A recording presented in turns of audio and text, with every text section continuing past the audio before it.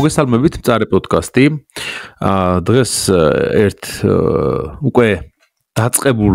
თემას ვაგრძელებთ, იმიტომ რომ ჩვენ გქონდა ცოტა ხნის წინ ეპიზოდი ვარსკვლავური ომების შესახებ, რომელშიც რაღაცა საფუძველი ჩაუყარეთ და ავხსენით ამ პოდკასტში, მოკლედ პირველად ვარსკვლავური ომების სამყაროს, იქ გზამკვლევი იყო გარკვეულწილად, თუ როდი შეიქმნა, ვინ შექმნა, როგორ გადაიღეს, რა მოტივები აქვს, რა სტილი აქვს და ასე შემდეგ, ეს ყველაფერი ირაკლი გობრონიძემ ძალიან კარგად ახსნა და დღეს ისევ ის ყავს სტუმრად და როგორც დაგვირდით წინა ეპიზოდში გავაგრძელებთ მეორე ტრილოგიაზე საუბარს ვარსკვლავური ომებისა, რომ პირველი არის რომელიც გადაიღეს 77-80 და 83 წლებში, ეს არის მე-4, მე-5 და მე-6 ეპიზოდები ვარსკვლავური ომებისა და შესაბამისად იმის შემდეგ გავიდა საკმაო ხანი და 1999 წელს დაიწყეს გადაღება, უბრალოდ გამოუშვეს ეპიზოდი პირველი. საერთოდ ეს ყოველთვის პრობლემურია ხოლმე, ვინც იწყებს თავიდან ვარსკვლავური ომების ყურებას, გადაამოწმოს რითი დაიწყოს და სხვადასხვა ვერსიას ეუბნებიან ხოლმე და წინა ეპიზოდში ირაკლი ახსნა ესეც როგორ ჯობია ფილმების ყურება, იმიტომ რომ ერთი მხრივ პირველი, მეორე, მესამე მიხედვით რომ მიყვედა, ჯერ ნანახო 99 წელს გადაღებული 2002 და 2005-ში და მე უყურო ისევ ძველ ტრილოგიას, რომელიცაც დაიწყო ყველაფერი, მაგრამ მეორე მხრივ ძველი ტრილოგია და ახალი ტრილოგია ხარისხობრივად მეგულისხმობ იმას, რომ იმის მერე განვითარდა კიდე ტექნოლოგიურად, თუნდაც კინემატოგრაფია უფრო წინ წავიდა და ასე შემდეგ, ბევრი რაღაცა უფრო უკეთესად გადაღების შესაძლებლობა მიეცათ, რა თქმა უნდა 90-იანების ბოლოს და 2000-იანების დასაწყისში, ხო? ამიტომ ჩემი დღევანდელი სტუმარია დღეს ისევ ირაკლი და ამჯერად ისაუბრებს აი ამ ახალ, შედარებით ახალ მეორე ტრილოგიაზე, რომელიც 99 წელს დაიწყო და 2005 წელს დამთავრდა მესამე ეპიზოდის გადაღებით. მოგესალმები ირაკლი, მიხარია რომ დაგვიბრუნდი ამ თემაზე და იმედი მაქვს რომ საინტერესო საუბარი გამოვა. მოგესალმებით ასევე, მეც მიხარია და ასე ვთქვათ, დღეს უფრო საინტერესო და უდო პოლიტიკური თემასაც უნდა შევეხოთ, იმიტომ რომ საინტერესო პრედისტორია აქვს ამ მეორე ტრილოგიას. შენ როგორც მახსოვს წინა ეპიზოდში ახსენე რომ რაღაცა დროითო შეისვენა თითქოს ჯორჯ ლუკასმა და უფრო გადართული იყო მოკლედ ფულის შევნაზე ამ თავისი პროდუქტით, ხო? როცა პირველი ის გადაიღო ტრილოგია, მაგრამ შემდეგ დადგა დრო რომ დაბრუნებოდა უნდა ამას, იმიტომ რომ საკმაოდ ისეთი სამყაროა რომ იძლევა ხო შესაძლებლობას რომ გაიშალოს უფრო გაფართოდ ეს თემები და რა ვიცი, წინაპირობებიც, იმის შემდეგ რა მოხდა პრიკველი, სიკველი ან ყველაფერს გადაღებაა შესაძლებელი, ხო ამ სამყაროში, რაღაც შესაძლებლობა მისცა რეჟისორს რომ დაბრუნებოდა კვლავინდებურად ამ თემას და აი მაგალითად როცა მან გამოუშვა პირველი ეპიზოდი 1993 წელს რა არის ძირითადი განსხვავება მის მიდგომებსა და გადაღების სტილსა თუ კასტინგსა თუ ასე შემდეგ იმასგან განსხვავებით რაც იყო მაგალითად პირველი ტრილოგია როცა იღებდა იმასთან შედარებით. ეტაპობრივად მიუდგების ვიტყვი რომ ჯერ რა თქმა უნდა კი რაც შეეხება Star Wars 93 წლის შემდეგ ლუკასმა მართლაც რომ შეისვენა, მაგრამ ის ასე ვთქვათ ბევრს ხო რასაც აკეთებდა, ის გახდა პროდიუსერი, ეხმარებოდა თავის საკუთარ მეგობარ სტივენ სპილბერგს ამ ბევრი ფილმის და პროდიუსირებაში, ინდიანა ჯონს წერდა მასთან ერთად, ეს ინდიანა ჯონსი მაგის და სპილბერგის ასე ვთქვათ ერთობლივი ქმნილებაა და დიდ ფულს დებდა კინოტექნოლოგიების განვითარებაში. მაგალითად ის ძალიან დაინტერესებული იყო, აი მაგალითად ძველი ფილმების შენახვაში და დაარქივებაში. და კიდე მაგალითად კონგრესში გამოდიოდა, აი ძველი იყო ეგეთი ინიციატივა ძველი შავ-თეთრი ფილმების თავიდან გაფერადებაზე და ამის წინამდე გამოდიოდა რომ პირიქით შეილახებოდა მაგათი რაღაცა, ავთენტურობა თუ გააფერადებდნენ და ძირითადად ტექნოლოგიებში და ეგეთი მეებში დებდა ფულს. დაარსა ძალიან ინტერესებდა უკვე 80-იან წლებშივე კომპიუტერული ტექნოლოგიები და მაგათი გავლენა კინოინდუსტრიაზე და დაარსა ეგეთი სპეციალური სტუდია, რომელიც შემდგომ, როდესაც ეს სტუდია იყო მაგის მთელი დანიშნულება იყო კომპიუტერული გრაფიკა, და შემდგომ დაარსების მერე მიყიდა სტივ ჯობს და მერე სტივ ჯობსის ქვეშ ეს სტუდია შემდგომ უკვე მერე მიეყიდა დისნეის და გახდა დღევანდელი პიქსარი. ხო, ანუ ფაქტობრივად ჯორჯ ლუკასმა პიქსარს ჩაუყარა ფუძე და ეს მაგის ერთი პირველი კვეთა იყო დისნეის სტუდიოსთან. ეგ მერე იქნება მნიშვნელოვანი. და ასე ვთქვათ, მაგას თავიდანვე მეაჩნდა, რომ თუ ის ოდესმე გადაიღებდა იმ ეპიზოდ 1-2-3-ს, რომ ტექნოლოგია ჯერ უნდა მივიდეს იქამდე, ანუ ისეთი იმ ხელ ამბიციები ქონდა, მაგრამ იცოდა რომ ვერ განახორციელებდა იმით, რაც იყო 80-იანების დასაწყისში. და ის უბრალოდ იჯდა და ელოდებოდა და უბრალოდ სხვა პროექტებს აკეთებდა. და შემდგომ, როდესაც მაგისმა მეგობარმა სტივენ სპილბერგმა 93 წელს გამოუშვა ცნობილი ფილმი Jurassic Park, ანუ ქართულად ვთქვათ იურიული პერიოდის პარკი. ხო, იურიული პერიოდის პარკი, რომ გამოუშვება, როცა ლუკასმა ნახა იქ როგორ ანუ შეერწყა სპილბერგმა კომპიუტერული გრაფიკა და რეალური, ასე ვთქვათ, პრაქტიკული ეფექტები და ის გააგშექდა თავის დინოზავრები. აი მაშინ ამ ფილმის ყურების დროს ლუკასი დაფიქსირდა და მიხვდა, რომ მგონი ტექნოლოგია ასე თუ ისე მივიდა იმ ეტაპამდე, როდესაც შეიძლება მაგის ამბიციების ეკრანზე, ასე ვთქვათ, შექმნა და განხორციელება. და 90-იანების უკვე შუისკენ მაგან დაიწყო პირველი ეპიზოდის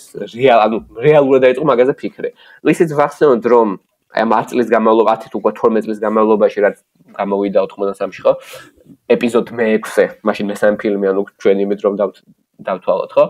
იმის მერე Star Wars-ი ანუ რა მდგომარეობაში არსებობდა. ყველაზე მნიშვნელოვანი მომენტები იყო, პირველი გამოვიდა ვიდეო კასეტებზე, ანუ ბავშვები, რომელსაც თქვა უყურებდნენ კინოთეატრში უკვე შეეძლოთ ეყიდათ ფიზიკური ვიდეო კასეტები და უყურებინათ სახში. ასევე გამოდიოდა ბევრი სათამაშო და ყველაზე საინტერესო არის ლუკასისგან მოშორებით გამოდიოდა წიგნები, ანუ ლიტერატურა,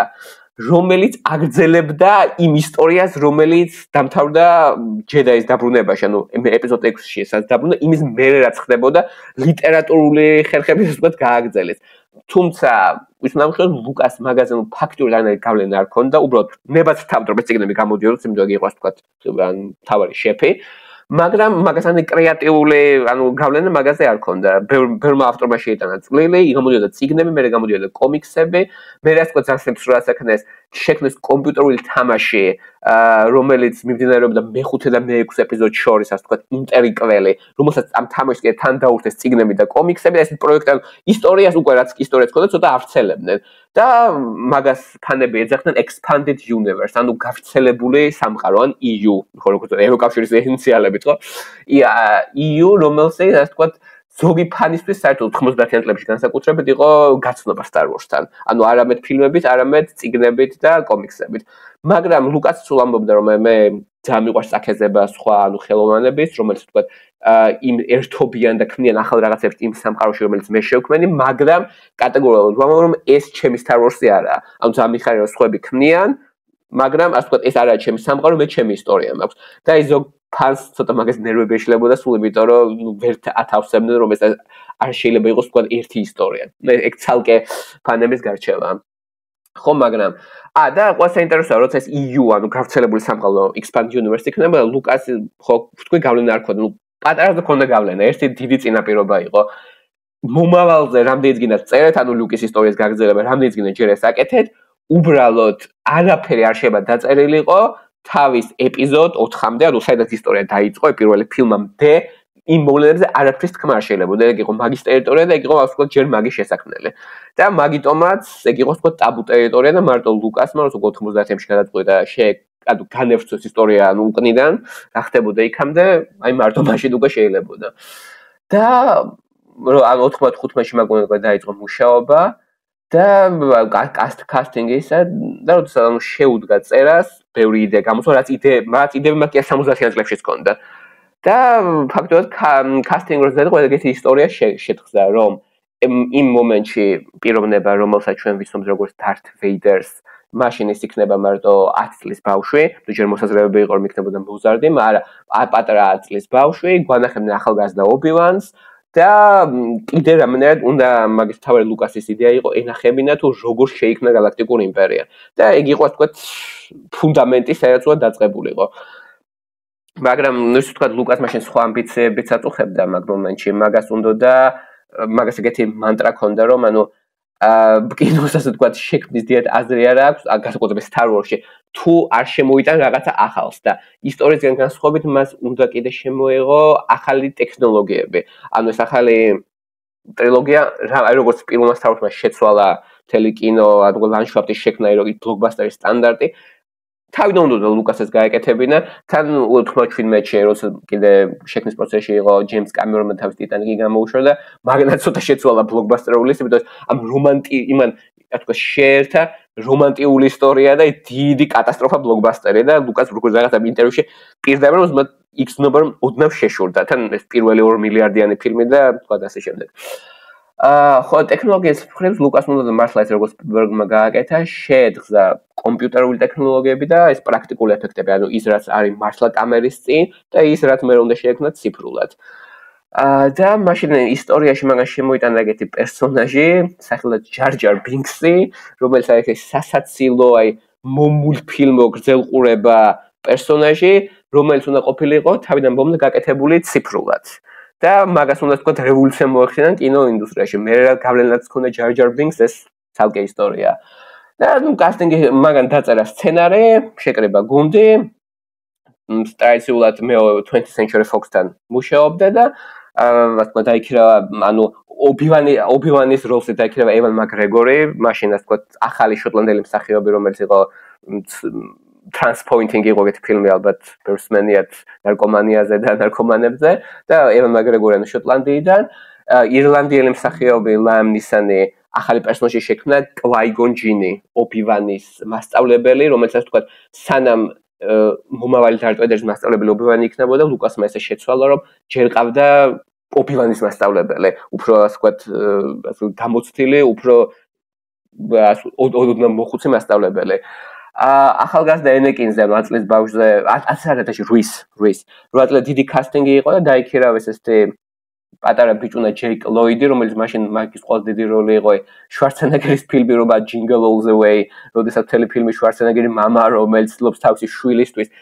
სათამაშო რომ იყიდოს მაგის შვილის როლის შემსრულებელი და კი მახსოვს ეგ ფილმი სხვადასხვა ჩემ ბავშვობაში ძალიან ხშირად გადიოდა ხოლმე ხო საკუთარი კომედიური და სასაცილო კი ხო და კიდე ხადი რომანტიკული ხაზი იქნება მომავლისთვის საჭირო ლუკ სკაიუოკერის და ლეას მომავალი დედის როლზე მაშინ 14 წლის ნატალი პორტმანი მაშინ ასე ვთქვათ ლეონზე პროფესიონალში გადაღებული ასე ვთქვათ ასევე ახალი ვარსკვლავი თუ შეკრება თავისი კასტი უშუალოდ გადაღება 98-ში მიდიოდა როდესაც საერთოდ გამოცხადდა რომ იღებენ ახალ ტრილოგიას მაგას მოყვა დიდი აურზაური იმიტომ რომ უკვე ბავშვები რომელიც გაიზარდნენ პირველ ტრილოგიაზე უკვე ზოგი იყო კოლეჯში, ანუ ზოგი უკვე დაასრულა უნივერსიტეტი, ზოგს ყავდა სამსახური, ზოგს ყავდა თავის შვილები, რომელსაც დიდი სიამოვნებით გააცნობდა ახალ ტრილოგიას, ან ზოგადად თავის ძველ ტრილოგიას და ასე ვთქვათ ოჯახური მომენტი ექნებოდათ. და ანუ როცა პირველი ეპიზოდის გამოცხადება ეს იყო ეპიკური მომენტი და ყველა მაგას ელოდებოდა და ან დიდი აურზაური იყო. ეგეთი მგონი მეორეჯერ მარტო იმაზე განმეორდა ბოლო ავენჯერების შურისმაწილი ფილმი უნდა გამოსულიყო წეგან. ყველა მშობლები, შვილები, ზოგადად ბაბუებები, ზოგადად მობილიზებულები იყვნენ რომ წავიდნენ კინოში. და ეს 2 წლის ადრე ხდება სამ კიდე ფილმი გამოვიდა. და რა თქმა უნდა ტექნიკურ ფონზე უნდა ან ლუკასი ამზადებდა მთელ გუნდს, რომელსაც უნდა შეექმნა, ანუ პირველ ფილმში როცა ჩვენ განხილავდა კოსმოსის ყველაფერი იყო გაკეთებული ხელით, ხომალდები ხელით, მაგრამ ამჯერადაც ძალიან ბევრი რაც ეს დიდი ცდომილებაა, რომ ეს ანუ პრიკველებში ყველაფერი იყო გაკეთებული კომპიუტერით და ყველაფერი ციფრული არა შეცდომა, ძალიან ბევრი ეფექტი იყო გაკეთებული ხელით, მაგრამ ის ასე ვთქვათ გაუმჯობესებული, ანუ გადიდებული იყო ციფრული ტექნოლოგიით. და ფონები, მწვანე ეკრანი, აი უკვე ნელ-ნელა ლუკასმა გადაწყვიტა ამ ყველაფრის შემოტანა კინოში. გადაღებები მოხდა, სიუჟეტი არის ძალიან მარტივი, როგორც ვთქვათ, ორმა რაინდმა ჯედაიმ, ანუ ობივანმა მაგას მასწავლებელმა უნდა გადაარჩინონ დედოფალი. ანუ ისე ვთქვათ, ფილმი როდესაც გამოვიდა, ანუ რეაქცია რა იყო? ძალიან დიდი კრიტიკა იყო სიუჟეტის, იმიტომ რომ პირველი ფილმი თუ იყო ძალიან მარტივი და ანუ ჩახუჭებული პოლიტიკის მხრივ არ იყო, უბრალოდ იყო სამოქალაქო ომი. აქ ცოტა ლუკასმა ანუ პირველი ფრაზა, როდესაც იწყება პირველი ეპიზოდი არის შემდეგნაირი, რომ რაღაცა სავაჭრო ფედერაციამ ოკუპაციაში მოახდინა რაღაცა პლანეტა, რაღაცა საბაჟო გადასახადის გამო და ეს ცოტა ისეთი დამაბნეველი და არაჯადოსნური დასაწყისი აქვს. მაგრამ ფილმს როდესაც შეხვდეს უბრალოდ ფონტია, რომ მართლაც რაღაცა მართლა ეს ვაჭრების ორგანიზაცია მართლაც მანიპულირებული ვიღაცა ბნელი ძალების მიერ რომ დაიჭირონ ახალგაზრდა დედოფალი და ხელი მოაწეონ რაღაცა ასე ვთქვათ ქარტიაზე რომ კი ცოტა დამნელად ჟღერს მაგრამ ფილმს თუ უყურებ მან ბავშვისას გასაგები იქნება და ისინი ამ თავის თავგადასავლში შეხვდებიან პატარა ბიჭუნას რომელიც ასე ვთქვათ ფლობს ძალას ეს არის მომავალი დარტ ვეიდერი და შემდგომ ეს პირველი ეპიზოდია მე ჩვენ ვხედავთ როგორც ენიკინ სკაიუოკერი მომავალი ვეიდერი იზრდება უყვარდება ის საინტერესო რომ ანუ დედოფალი მაგ სამყაროში როგორც პრეზიდენტის დავით არის ანუ რაღაცა ვადით ირჩევენ მე როგორ გადადის და შემდეგ ფილმში სენატორია ესე ცოტა დამნეველია მე შეუყვარდება ხო ეს ახალგაზრდა გოგო პადმე რომელსაც ნატალი პორტმანი თამაშობს და ნელ-ნელა მთელი გალაქტიკა ერევა დიდ ომში იქ სეპარატიზმი იქ დიდი განცდებია და ნელ მაგ უკანა ფონზე ვხედავთ თუ ანუ კიდე საინტერესოა რომ მაგით გვანახებენ რომ ის ფიგურა რომელიც ორიგინალურ ტრილოგიაში არის იმპერატორი აქ არის ჯერ სენატორი მე დემოკრატიული ხერხებით ესე ვთქვათ ფარული სითხე ანუ ფარული ჯადოქარი დემოკრატიული სახით იპყრობს ძალაუფლებას და ნელ-ნელა დემოკრატიული ინსტიტუტების მეშვეობით ის არღებს რესპუბლიკას და აქცევს ავტორიტარულ იმპერიად ასე ვთქვათ ეს უკანა ფონზე მიდის და უკვე სამწუხაროდ მესამე ეპიზოდში მთავრებები ხვდებიან თუ რამდენად მოტყუებულები იყვნენ და ერთ-ერთი ყველაზე ცნობილი მომენტი ეს ნატალი პორტმანის პერსონაჟი რომელიც არის ძალიან იდეალისტი პოლიტიკოსი ამბობს რომ აი ესე ინგრევა თავისუფლება ხმამაღალი აპლოდისმენტებით როდესაც ყველა უკრავს შტატში იმას როგორც ცხადდება იმპერია და ასე ვთქვათ დემოკრატია იქცევა ავტოკრატიად ხო და ლუკას ასე ვთქვათ ეგეთი საკმაოდ ძიმე პოლიტიკური მესიჯი უნდა გადმოეცა თავის ბავშვების ფილმით და მაგაზეც იყო გაკრიტიკებული ცოტა ეს ზედმეტად ცოტა პოლიტიკა შემოიღო და რაც ადრე უფრო ბევრად რომ მარტივი იყო თუმცა ისიც თქვა რომ ორიგინალური ტრილოგია იყო გაკეთებული ვიეტნამის ომის დასრულების შემდეგ და მაგის ფონზე და ახალი ტრილოგია იყო აი 11 სექტემბერი ერაყის ომი ბუში და ასე შემდგომ ანუ პოლიტიკური ფონი Star Wars სულ ახდა თან შემდგომ ის დაბრუნდა როცა გამოუშვა პირველი ფილმი ძველი ფანტების ასე ვთქვათ რეაქცია იყო შემდეგნაირი რომ ისინი იყო ძალიან იმედგაცრუებულები კი შეაფასეს ეფექტები, სპექტაკლი, მუსიკა ჯონ უილიამსი, ან მთელი ის გუნდი წინა ფილმის გუნდი დაბრუნდა ჯონ უილიამსი და მუსიკა ეს ორკესტრი ყველაფერი, მაგრამ არ მოეწონათ სახეობობა, არ მოეწონათ სიუჟეტი, გადაწყვეტეს რომ ანუ ეს ლუკას აბრალდონი ნამეტანი კომერციული გახდა და ნელ-ნელა, როდესაც გამოვიდა პირველ ფილმს ეს თქვა Phantom Menace, ანუ ფარული Menace, ანუ როგორ თქვა ასე თქვა საფრთხე ხო? ხო, ფარული საფრთხე, ან შემალული საფრთხე, ხო? როდესაც გამოვიდა, ეს არის ერთ-ერთი პირველი ფილმი, ბლოკბასტერი, რომელსაც მოყვა ეს დიდი ნეგატიური რეაქცია, დიდი გამოხმაურება და აი დღეს ხო სულ ხედავთ აი ფანები თქო რა კომიქსური ფილმი რო გამოვა ან რა Star Wars ისეთ რომ გაფუჭდა გააფუჭეს ყოფი, გააკომერციულეს გახდა კონვერტი, ეს ერთ-ერთი პირველი შემთხვევა იყო, როცა ეგეთი გამოხმაურება ქონდა. და ისიც თქვა რომ უკვე ეს 99 წელია, უკვე არსებობს ინტერნეტი, ისეთი გამითხრებული რა თქმა უნდა არა როგორც დღეს გვაქვს, მაგრამ ინტერნეტში ასე ვთქვათ მაგაზე წუწუნი, მთელი იყო ამაზე შემოსული რეცენზიები და ძალიან საინტერესო იყო, იმიტომ რომ მაგას მოყვა ეს ფენომენი ხარ ვთქვათ YouTube-ში რა თქმა უნდა არსებობდა აი როდესაც YouTube-ზე ვიღაცა მოვა და პუნქტები ჩვეულებრივი ფანი მოხალისე არა სპეციალური კრიტიკი არამედ ნუ აი რიგითი მოქალაქე და პუნქტებად რომ ამოყალიბოს რატო არ მოეწონა ფილმი აი რეალურად პრიკველების ტრილოგიამ ასე თუ ისე დაიწყო ეს ტრენდი და ინტერნეტ ფანატების კულტურაში და ეს რა თქმა უნდა ნელ-ნელა გროვდებოდა იმიტომ რომ ერთ-ერთი ყველაზე დიდი კრიტიკა იყო აი როგორც ვახსენე ციფრულად შექმნილი პერსონაჟი ჯარ ჯარ ბინქსი რომელიც იყო ბევრი ეს მომხდარიყო 27-29 წლის ხალხი მაგათაც იყო ნამეტანი სასაცილო ნამეტანი ბავშვური რაღაც ესეთი მოკურდღელო სასაცილო არსება მაგათ აინტერესა რა ტექნოლოგიებით იყო და აი ამ პერსონაჟმა თითქოს მაგათაც გააფუჭა მთელი მაგათი ასე ვთქვათ სერიოზული საგა ეგეთი ფრაზა შემოვიდა რომ ჯორჯ ლუკასმა ნუ ცოტა ისე ვიტყვი ცოტა შეფარულად გაგვიფუჭა ბავშვობა რეალურად სხვა სიტყვას ხმარობენ რეიპ ანუ გაუპატიურება ასე ვთქვათ ბავშვობა გაგვაუპატიურა და ჩვენი ბავშვობა გაგვიფუჭა ჯორჯ ლუკასმა და ასე ვთქვათ მაგ დიდი რეაქცია იყო იმიტომ რომ ძალიან საინტერესოა მაგას დოკუმენტალურ ფილმი იყო შექმნილი რეაქცია სანამ ფილმი გამოვიდა და იმის შემდეგ სანამ გამოვიდოდა თქვა იყო რეპორტაჟები როგორ ხალხი დგებოდა ბილეთების რიგში 3-4 დღით ადრე სანამ შეძლებოდა ბილეთები ეყიდათ ეს ფიზიკურად დგებოდნენ ანუ შეზლონგებს შლიდნენ ქუჩაში და ასე შემდეგ როდესაც თვითონ ფილმი გამოვიდა ხო პირველი პრემიერა გავლენა იქონია ამერიკის ეკონომიკაზე, იმიტომ რომ რეკორდულად ხალხი არ მივიდა სამსახურში. ზოგმა თქვა რომ ავად იყო, ბავშვებმა ზოგადად სკოლა გააცდინეს, იმიტომ რომ ეს მათთვის თავშის ნახვა იყო რაც ეპოპეა. როდესაც ფილმი, რომელსაც ხალხი 2 წელი ელოდებოდა და თქო, ზოგისთვის უკვე თავის ტვინში იყო წარმოდგენილი ალბათ რა ეპიკა იქნებოდა. გამოვიდა და იმედგაცრუებულები იყვნენ, ეს იყო თეთი პირველი დიდი იმედგაცრუება. როგორც თქვი, ანუ კრიტიკის ნახევარი იყო რომ ეს იყო ზედმეტად ბავშვური, ზედმეტად გამარტივებული, როცა დარტვეიდერი ნახეს ეს რისხანე ფიგურა როგორც სასაცილო საყვარელი 8 წლის ბავშვი, ეგეც ძალიან არ მოეწონათ. კიდე მეორე მხრივ ეს ხო ბავშვობას აბრალებენ, მეორე მხრივ ნამეტი პოლიტიკური იყო ეს რაღაცა ბეგარის გადასახადი სავაჭრო კომპანიები, იქ ნაჩვენები იყო როგორ მუშაობდა თქო გალაქტიკური რესპუბლიკა იმპერიამდე, სენატი, პარლამენტი, სცენები რომ ზედმეტად მოსაწყენი და დავნეველია. ბოლდაბოს გვანახეს როგორ იყვნენ ჯედაები, მაგრამ ეს არ იყვნენ ისეთი რაღაცა სულ ეპიკური რაინდები იყვნენ, მაგრამ ეგ არის ჩვენები ორდენი, მათ აქვს თავისი საბჭო და ცდილობენ ანუ მშვიდობა დამყარონ გალაქტიკაში, ძალიან ზიან წრეში და არჩევენ თუ როგორ დამყარონ მშვიდობა. ეგეც ძალიან გაუსურვათ იმედები, იმიტომ რომ ყოველს ბავშვობაში ყო წარმოდგენილი რომ ჯედაებმა უნდა ამოიღონ ხმალი, უნდა სულ გადაარჩინონ პრინცესას, უნდა ებრძოლონ მონსტრებს, აქ დაგვანახეს რომ ეს საბჭო თავისი პროცედურებით არის ცოტა ბიუროკრატიული და კიდე ლუკას აბრალებენ რომ ანუ ამდენი 15 წელიწადში უკვე კაცი დაბერდა და ასე ვთქვათ ნიჭი გაუფუჭდა. და სამწუხაროდ ეს სული ეს ორი რაც შევეთ 21 საუკუნეში ახსნა მთელ ტრილოგიას.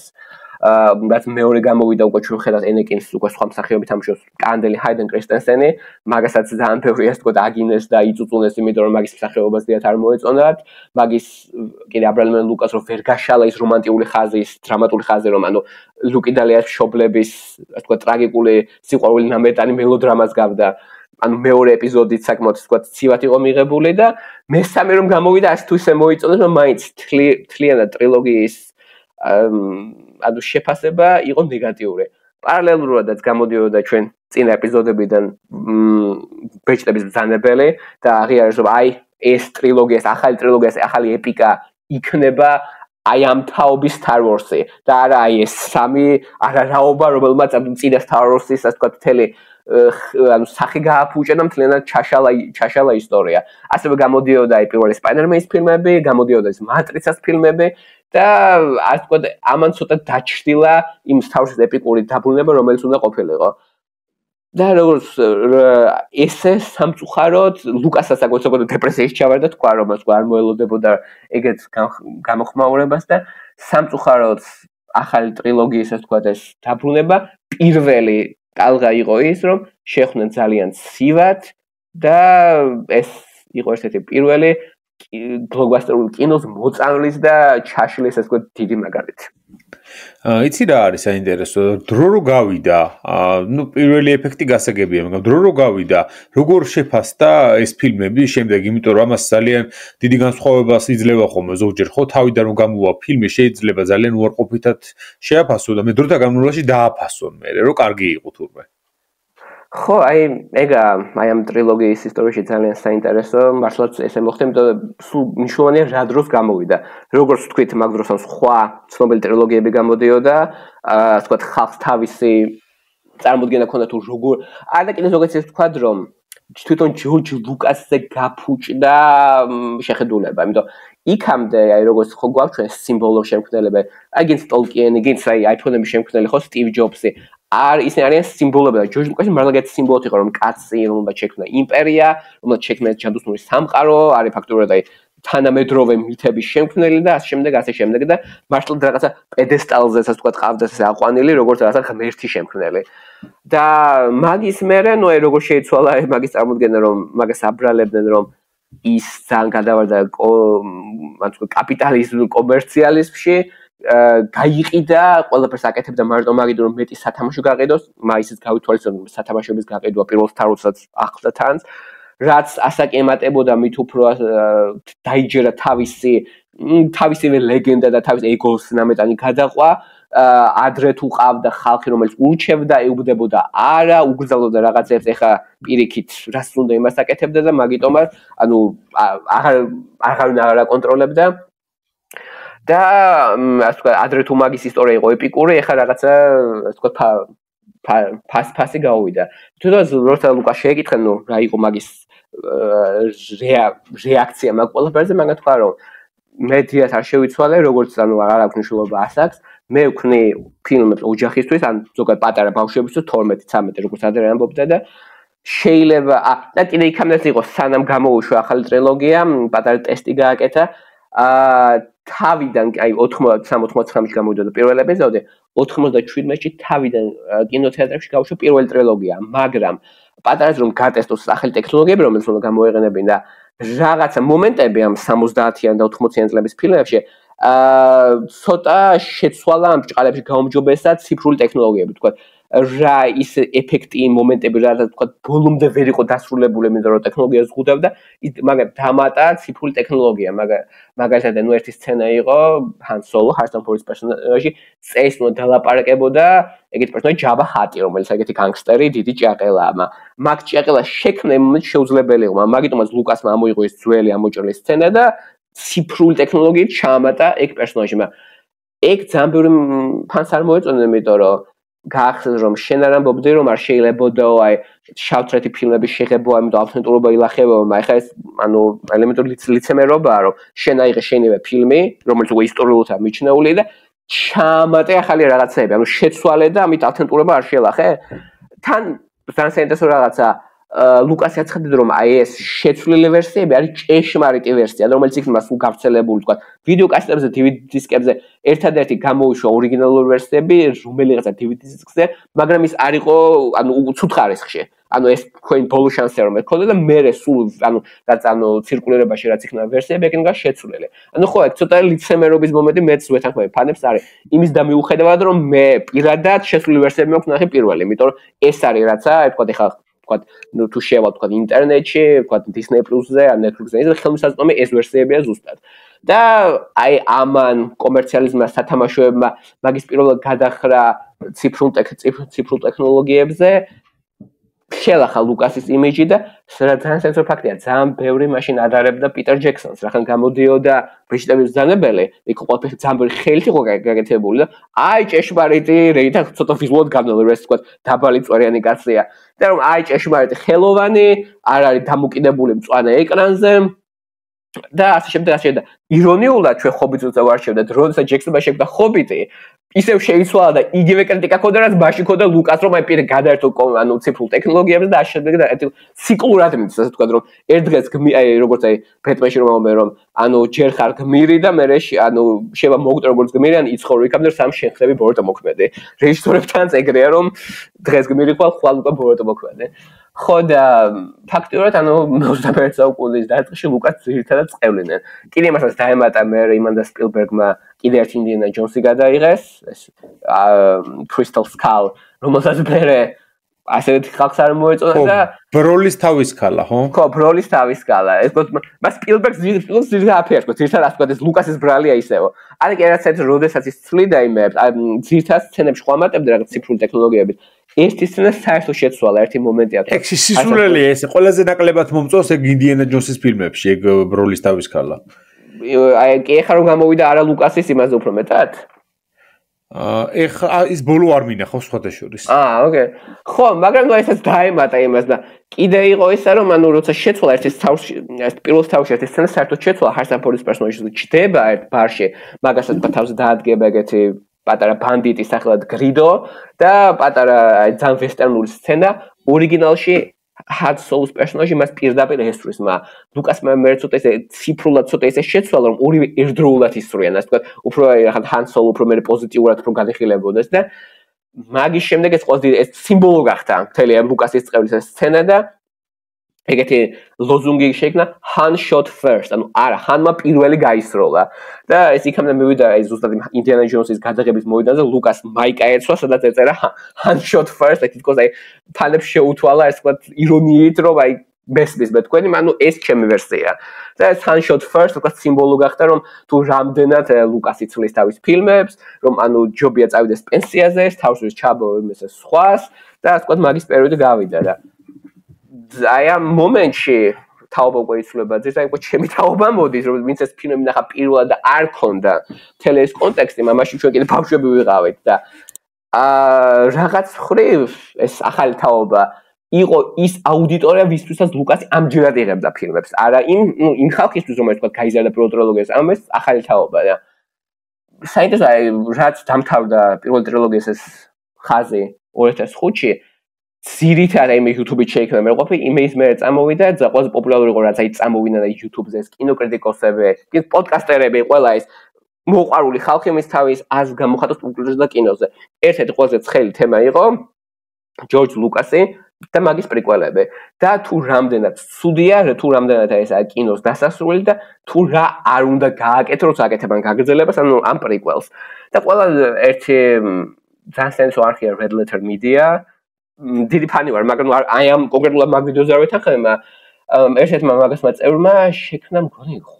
5 საათი გამოდის. 5 საათიანი მთელი რაღაცა უზარმაზარი რეცენზია, სადაც ის დეტალურად განიხილავს თითო აი სამივე ფილმს და რატომ მაგას ის არ მოწონს და ეს იყო ერთ-ერთი პირველი აი ეს მაგალითია, როდესაც ვიღაცამ შექმნა ეს უზარმაზარი კინოზე უფრო დიდი რეცენზია, სადაც აყალიბებს თუ რატომ რაღაცა ფილმი არ გამოვიდა. ეხა YouTube-ზე თუ შევალთ, აი რამე თქო ნებისმიერ ფილმს ამ ფრანჩიზას ავყურებ,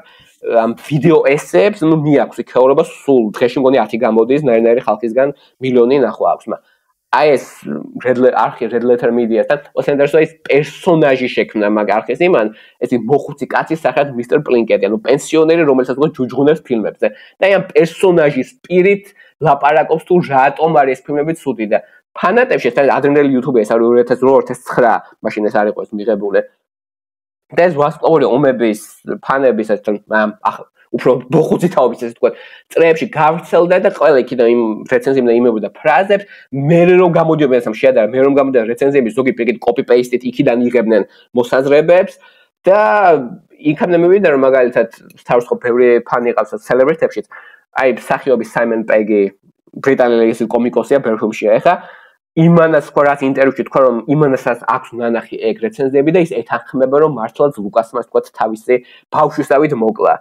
და ეს ფაქტი 21 საუკუნის კაი პირველი 10-15 წელი ეგ იყო აზრი. ეპიზოდი 1, 2, 3 არის ერთ-ერთი ყველაზე სირცხვილიანი რამე რომ ოდესმე გამოსულა და ყველა მაგას ეთანხმებოდა, მაგრამ ნელ-ნელა აი ეს რაც ეს სხვა თაობა იზრდებოდა ეს აზრი ნელ-ნელა იზრდებოდა, იცვლებოდა, იმიტომ თქვა და პარალელურად გამოდიოდა მულტფილმი, რომელიც იყო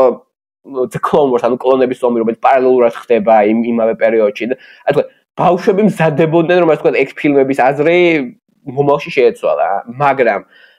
მე ნუ რა მოხდა 2012 წელს ლუკასმა მართლაც გადაწყვიტა რომ წასულიყო პენსიაში, იმიტომ რომ თელე ჯუჯღუნი და ასე თქვა კრიტიკა მობესდა და მიხვდა უკვე უახლოვდება 70 წელს, მაგასთან ახალი ცოლი ყავდა იმ მომენტში, თან ახალი შვილი პატარა და მიხვდა რომ ანუ ცოტა დრო დარჩა მაგ სამყაროში საცხოვრებლად და იმის და კი ქონდა რაც იდეები რომ კიდე გაეკეთებინა თქვა რამე კიდე ერთი ტრილოგია შესავარდ მომავალზე იყო რაც იდეები და მიხვდა რომ ანუ ჯობია ეს ვიღაცა სხვა შავაბარო და მე ასე თქვა დავისვენო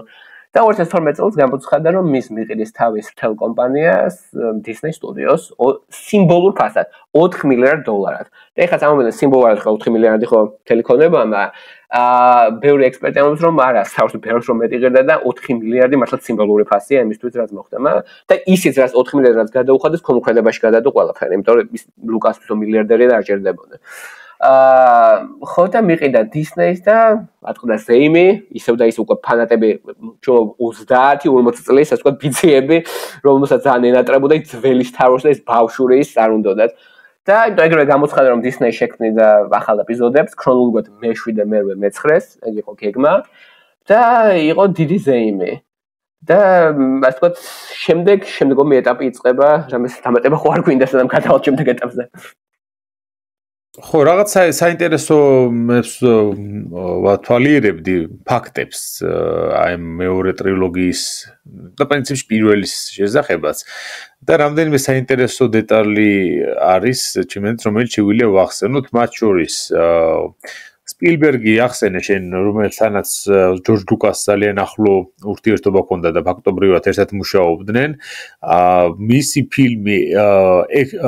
ეს აქვს გადაღებული E.T. ხო რომელიც უცხო პლანეტელებზეა ამ Star Wars-ის ეპიზოდ პირველში ამ ფარულ საფრთხეში ერთი მომენტი ყოფილა როცა ჩანს იგივე ტიპის უცხო პლანეტელები ზუსტად იქიდან არის აღებული იტიდან კი პარლამენტში ზიან სენატში მე წარმომადგენლები არიან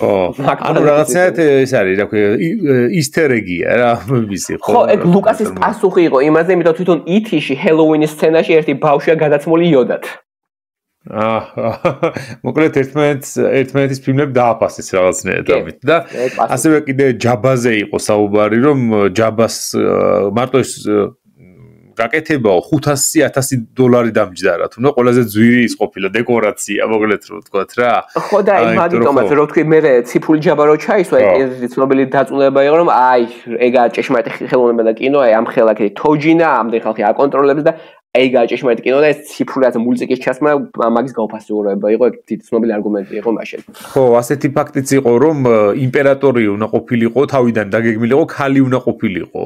რომელსაც ექნებოდა შიმპანზეს თვალებიო არა ეს იყო ეს ცოტა ისეთი ანუ პირველი ერთი სცენა არის თავ Empire Strikes Back მეხუთე ეპიზოდში თავის იმაში ხო იმპერატორის გალაგრამა იყო კი ქალი მსახიობი ცეატრის მსახიობი მარჯორი იტანი ერქვა ვიცი ეგ ბაქსოს ფაქტი და ანუ შიმპანზეს ნიღაბი აქვს გაკეთებული რომელიც თქო იმპერატორის სახე იყო შექმნილი მართლაც მაგრამ მე ციფრულ გადაკეთებაში უკან ორიგინალური იმპერატორის მსახიობი უკან ჩასვლა და შეცვალა და ეს გონი ერთადერთი ცვლილება რომელსაც ყველა თანხმდება რომ გამოჯობესება მარტო ეგა სხვა დანარჩენს აგინებენ ხო ასევე აი საბრძოლო სცენები რომ არის საჰაერო ხომალდებს შორის ეგენ მინიატურებით ყოფილა მინიატურ მოდელებით გაკეთებული თავის დროზე და ესე გადაღებული და არა და როგორ ისე ჩანს ხა მაინც იმ დროის კვალობაზე საკმაოდ კარგად გამოიყურება რა თავის დროისთვის ხა ეს მე მაგალითად ბავშვობაში ეგ მომწონდა ხოლმე ყველაზე მეტად ვარსკვლავურობებში ეს ბრძოლები საჰაერო შეტაკებები კოსმოსში როდესაც ხო კი, ეხლაც კი ეხლაც რო გადის შეგიძლია თავისუფლად რომ გადაძველებულა ისე ძალიან რა. როცა ახალ ფილმებში რა თქმა უნდა ციფრული იყო, ანუ კი რაღაც მომენტებში რეალური როცა ახლოვანაა ჩვენ მე რეალური მოდელები იყო შეებული და ძალიან ბევრი ეს ტრიუკებისთვის, ტრიალისთვის იყო ციფრული და ეგეც იყო რომ ანუ ჭეშმარიტი ეს ცნობილი ძალიან უყვარდა მაშინ ფოტოს გაზერება პირველი ტრილოგიის უკანა ფონიდან აი ლუკასი დგას და გარშემო არის მინიატურები, გემები, ხომალდები, ანუ არსები და ანუ სულ გარშემორტყმულია მაგეებში და შემდეგი სურათი ანუ ლუკასი უბრალოდ ჩაფოტოშოპებული უკან მწვანე ფონზე რა თითქოს ანუ ამან შეცვალა ეს ანუ სითბო და სული დაიკარგა კინო და მაგ ფოტო გუყურეთ გაზიარება თავის ხო ანუ ის საინტერესოა რომ მე საერთოდ მიყვარს ხოლმე რაღაც მინიშნებებს რო იძლევა წინასწარ რეჟისორი ანუ შეიძლება ყველა ვერ შეამჩნიოს იმ მომენტში მაგრამ აი ყოფილა ესეთი ეპიზოდი კლონების ომის ეპიზოდში როცა ანაკინის ჩრდილი არის დარს ვეიდერი გავაკეთებული ისე ხო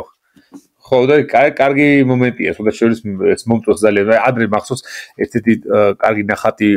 ნახე ერთ-ერთი მხატვრისა, ნაპოლეონის ბავშვობაზე ქონდა და ბავშვი ნაპოლეონი ზის და რაღაცას წერს თავის სკოლაში როცა სწავლობდა სამხედრო სასწავლებელში და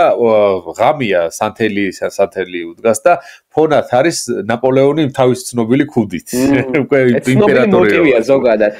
პირველი ეპიზოდის პოსტერიც იყო, კეთო პატარა ენეკინი მოდის, სულ პატარა ბავშვი, 8 წლის ბავშვი და კი მაგისი ჩრდილის ზემოდან ვეიდერია და ზემოდან უყურებს, ასე ვთქვათ. ხო, იცი რა მაინტერესებდა ასევე? აი მაგალითად პიტერ ჯექსონი თავის ფილმებში სუჩდება ხოლმე. ჯორჯ ლუკასი თუ არის ასე? რა საინტერესოა მარტო ერთხელ და ძალიან უცნაურად ეს სულ ბოლოში ლუკასი მესამე ეპიზოდში ერთი მომენტი როგორც ენეკინი ოპერის სცენაში ცნობილი სცენა ის მიდის უნდა უთხრას მაშინ კიდე კანცლერ პალპატინს რომ თქვა ომი უნდა შეიცვალოს და იქ ცნობილი სცენა სანამ შევა იმ ოპერის ოთახში ეს ჰოლში მიდის იქ დგას ეგეთი მდიდარი საინტერესო თავადი რაღაცა ლუჩკანიანი და ეგ არის ლუკასი და მაგის გვერდი ბარონი ყოფილა ბარონი პაპანოიდა კი ერთ-ერთი კამეო და გვერდით ვინც დგას ეს მაგისი შვილია ეს გოგო მე მახსოვს კიდევ ესეთი პოპულარული ამბავი იყო ხოლმე სემუელ ელ ჯექსონის პერსონაჟზე რომელსაც განსხვავებული ფერის ის ჰქონდა ხმალი ჰქონდა ხო სხვებთან შედარებით ხო და ეს მიზეზია საინტერესო ხო ხო მიზეზი ის არის რომ ანუ ლუკასი მივიდა ჯექსონთან, ჯექსონი თამაშობს ერთ-ერთ ყველაზე ძლიერ ჯედაის, რომელიც მარტო იოდას მერეა, ასე ვთქვათ, მე ორდენში და ეუბნება რომ აი აირჩიე ხმარე, როდ მოსაკიდე აირჩევს და მე ეკითხება, რაფერი გინდაო და რა არჩევანი მაქვს, რახან კეთილი ხარო ორი გვაქვს, ლურჯი და მწვანე და მართლაც ეგრეა. საინტერესოა, ჯერ მარტო ლურჯი იყო, მწვანე მარტო იმიტოა შექმნილი, იმიტომ რომ ტექნიკური ის იყო, მე-6 ეპიზოდში ჩხუბი იყო დილით და გარეთ და როდესაც ეს ლურჯი ცისფერცაზე ნორმალურად ვერ ეკლებოდა შექმნეს მწვანე. შექმნა ორი ფერი და სამუელ ჯექსონმა თხოვა რომ ჩემი საყვარელი ფერი არის იასამნის ფერი და შეიძლება იასამნის ფერი იყოს, იმიტომ არ მარტო საყვარელი ფერი, როცა დიდი ბრძოლები გვექნება, რომ ჩემი თავი ვნახო ეკრანზე, რომ სადავარო რა. და ლუკასმა კი ბატონო, კონდეს იასამნის ფერი და მარტო მაგიტო მისცა იასამნის ფერი. და მე ხალხი ამბობდა ეს მითოსში რომ არა ეს იასამნის ფერი, იმიტომ აქვს, იმიტომ ვთქვა რომ ლურჯი და წითელი რომ შეერთო გამოისი იასამნის ფერი და ეს ნიშნავს ცოტა ბნელ ძალასაც მიყვება და მთელი ისტორია შეება. არა, მარტო რეალური მიზეზი, იმიტომ სამუელ ჯექსონმა თქვა მინდა იასამნის ფერი და ლუკასმა თქვა კი ბატონო. ხო ისი რა მაინტერესებს კიდე აი მაგალითად ბეჭდების ზანებელზე ჩვენ მაშინ ვიმსჯელეთ და ისედაც პოპულარული თემა არის რომ აი მსახიობები ბევრი თავიდან სხვა იყო გამიზნული რომ ეს როლები შეესრულებინათ ბევრი ცნობილი მათ შორის აი მაგალითად შონ კონერი რო ახსენეთ იგივე ხო და როგორც მახსოვს კიდევ დენიელ დეი-ლუისი იყო ხო არაგორნის როლზე აი ესეთი შემთხვევები თუ გვაქვს ვარსკვლავურ რომელში შემთხვევები არის კი ძალიან საინტერესო ბევრი არ ვიცით იმიტომ რომ ლუკასი ზარგბოდის აი ვინც უნდა ძირსად იმას ირჩევდა თქვა სამუელ ჯექსონი მგონი მარტო იმიტომ არ არჩია ჯექსონი უნდა და ჯექსონი აიყვანა იმიტომ თქვა Pulp Fiction იყო მე მაშინ ეს ძალიან ვარსკვლავი იყო მაგრამ თავის დროზე ვიცით რომ ობივანის როლზე მოხუცი ობივანის ადრე ზოლთოში ტოში რომ მიფუნო უნდა და ვერ გამოვიდა და საინტერესო თქვა ეხლა როცა პრიკველებს იღებდა ვინ აიყვან და ახლა ჯაპონელი უნდა აიყვან ახალგაზრდა ობივანის როლზე ვინ აიყვან და მაშინ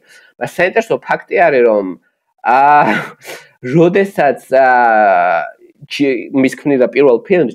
ჯარ ბინქსის სასაცილო მულტფილმი პერსონაჟი რომელიც ყველა შეიძულა და მე ვთქვა თელი ზიზღი მაგ პერსონაჟს გადავიდა მაგ როლის შესრულება უნდა და მაიკლ ჯექსონს და ერთხელ ლუკასი თავის კონცერტზე დაპატიჟა ცოტა ასე ვთქვათ ჩაერტყა ისა რომ მოდი შეიძლება ისა და არა ჯექსონს ეგეთი პოპულარული არ უნდა და ჯექსონმა უთხრა უარი და იყვან ნაკლებად ცნობილი მსახიობი სახელად აჰმედ ბესტი რომელიც ის გვახსენოთ ბატონი აჰმედ ბესტმა საკმაოდ რევოლუციური მოხდინა ის არის ერთ-ერთი პირველი მსახიობი თავარ როლში არა მაგრამ საკმაოდ დიდ როლში რომელიც თამაშობდა თავის პერსონაჟს motion capture-ის საშუალებით ანუ მადებენ მაგას სპეციალური მეებს წერტილებს და მე მაგის მოძრაობები გადადის კომპიუტერში და მაგას მე ახატავენ იმ პერსონაჟს რომელსაც ის თამაშობს და ძალიან ბევრი ჯარჯარს კი აგინებენ და არ მოწონთ და ეგ არის ასე ვთქვათ საშიშიმად შექმნილი პერსონაჟი მაგრამ ჯარჯარმა გაიარა ან შეიძლება წაბო ბორძიკიდმა გაიარა იმისთვის რომ გოლუმს ერბინა იმიტომ რომ გოლუმი მერე იყო რაც ენდისერკეთმა გააკეთა ის მოყვება ჯარჯარს ჯარჯარი იყო შექმნილი აი ამ ტექნოლოგიებით რომ აჰმედ ბესტი ამ კოსტუმში იყო სცენაზე სხვებთან იმისა და მაგის მოძრაობები მერე იყო თქვა კომპიუტერში შეყვანილი და მაგაზე მერე იყო გადადებული ეს ციფრული პერსონაჟი ეგ როლი მაიკლ ჯექსონს უნდა და თავდაპირველად რაც საკმაოდ საინტერესოა და კიდე ძალიან საინტერესო იყო ახალგაზრდა ენეკინის კასტინგი თავდაპირველად ლუკას ჰქონდა იმედი მეორე ეპიზოდში რომ უკვე 18 წლისაა რომ ეს იქნებოდა ლეონარდო დიკაპრიო მაგრამ არ გამოვიდა და კანადელი ახალგაზრდა მსახიობი ჰაიდენ კრისტენსენი აიყვანა ძალიან საინტერესო იქნებოდა რომ ჩვენი ახალგაზრდა ვიდერის სახე რაც ეხა მართლაც ჰაიდენ კრისტენსენია თუ იქნებოდა ლეონარდო დიკაპრიო ხო ისე ლეონარდო დიკაპრიო მაინც და მაინც თუ გითხრა ჩემი ფავორიტი მსახიობი არ არის და სადაც თამაშობს ძირითადად მას ერთი რეჟისორის ფავორიტი არის ხო ეს შესაბამისად ხო სკორსეზეს და შესაბამისად მის ფილმებს უხდება ხოლმე უფრო მეტად რა და აი მის გარდა მაინც და მაინც როგორი ტიპის მსახიობია იცი აი თავის დროზე აერჩია მაშინ ის გამოდიოდა Gangs of New York მაშინ ხო და აი გაიყო გზები კი ბატონო ხო აი მაგას გულისხმობა აი მაგალითად ომებში ნაკლებად წარმომიდგენია აი ისევე როგორც მაგალითად ნაკლებად წარმომიდგენია იგივე ბეჭდების მბრძანებელში ნიკოლას კეიჯი რომელიც ასევე მახსოვს რომ იყო ერთ-ერთი ახლა წარმოვიდგინე რა ნიკოლას კეიჯი რო იყოს არაგორნი ხო რაღაც ძალიან არაგორნი უფრო რა ურკის როლში წარმომიდგენია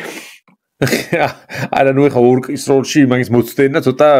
ისა რა მე მეკითხო არ არის მაინც და მაინც კარგი აზრი მაგრამ ანუ ის იმასაც თავისებური ისა ნიკოლას კეიჯი ყველა ფილმში მეტაკლება თამაშობს ნიკოლას კეიჯის როლს ხო და შესაძლოა აი ეგეთი მსახიობები მაინც და მაინც ასეთ მე ვერ ერგებიან ხოლმე იმიტომ რომ მე იქ მასზე გადადის ყურადღება იმიტომ რომ ის რაღაცნაირად თავისებური აი ხა მაგალითად მე როცა ამას ამ ჩაწერას ვაპირებ პრინციპში პოდკასტისთვისაც და მანამდე ხა ერთი სიტყვით რო თქვა გლადიატორის მეორე ნაწილს რომ უყურე კინოთეატრში იქ თამაშობს ეს კარგად ნაცნობი შავკანიანი მსახიობი დენზელ ვაშინგტონი ხო დენზელ ვაშინგტონი ხო და აი დენზელ ვაშინგტონიც არის დაახლოებით იგივე ვარიანტი როგორც ნიკოლას კეიჯი დენზელ ვაშინგტონი ყველა ფილმში რაც ის თამაშობს ერთნაირ ტიპაშს დენზელ ვაშინგტონს და ამ ფილმშიც იყო დენზელ ვაშინგტონი და არა რომაელი ის ვინც მაკრენუსი რომელსაც უნდა იმპერატორობის ამბიცია აქვს და ასე შემდეგ. აი ეს სხვადასხვა ბევრ ფილმს აფუჭებს ხოლმე. ანუ არის რაღაც ფილმები კატეგორია, რომელშიც ეს მსახიობები კარგად თამაშობენ და შეესაბამებიან, როგორც კი სხვაგან გადაინაცვლებენ, იქაც არიან ისეთივეები,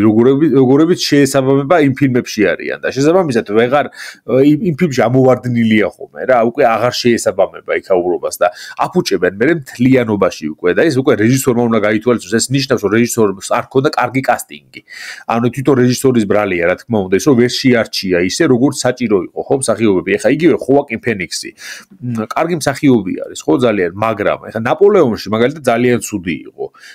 თვითონ ფილმიც არ ვარგობდა თავისთავად, მაგრამ ხოაკინ ფენიქსსაც ვერ ითამაშა რა, არაფერი არ იყო ის მისი ნაპოლეონი. ამიტომ აი კასტინგს ძალიან დიდი მნიშვნელობა აქვს, მაგალითად რეჟისორზე უწევს საუბრობ, რომ აი როგორ რეჟისორია, კარგი რეჟისორია, ცუდი რეჟისორია თუ რა შემდეგ.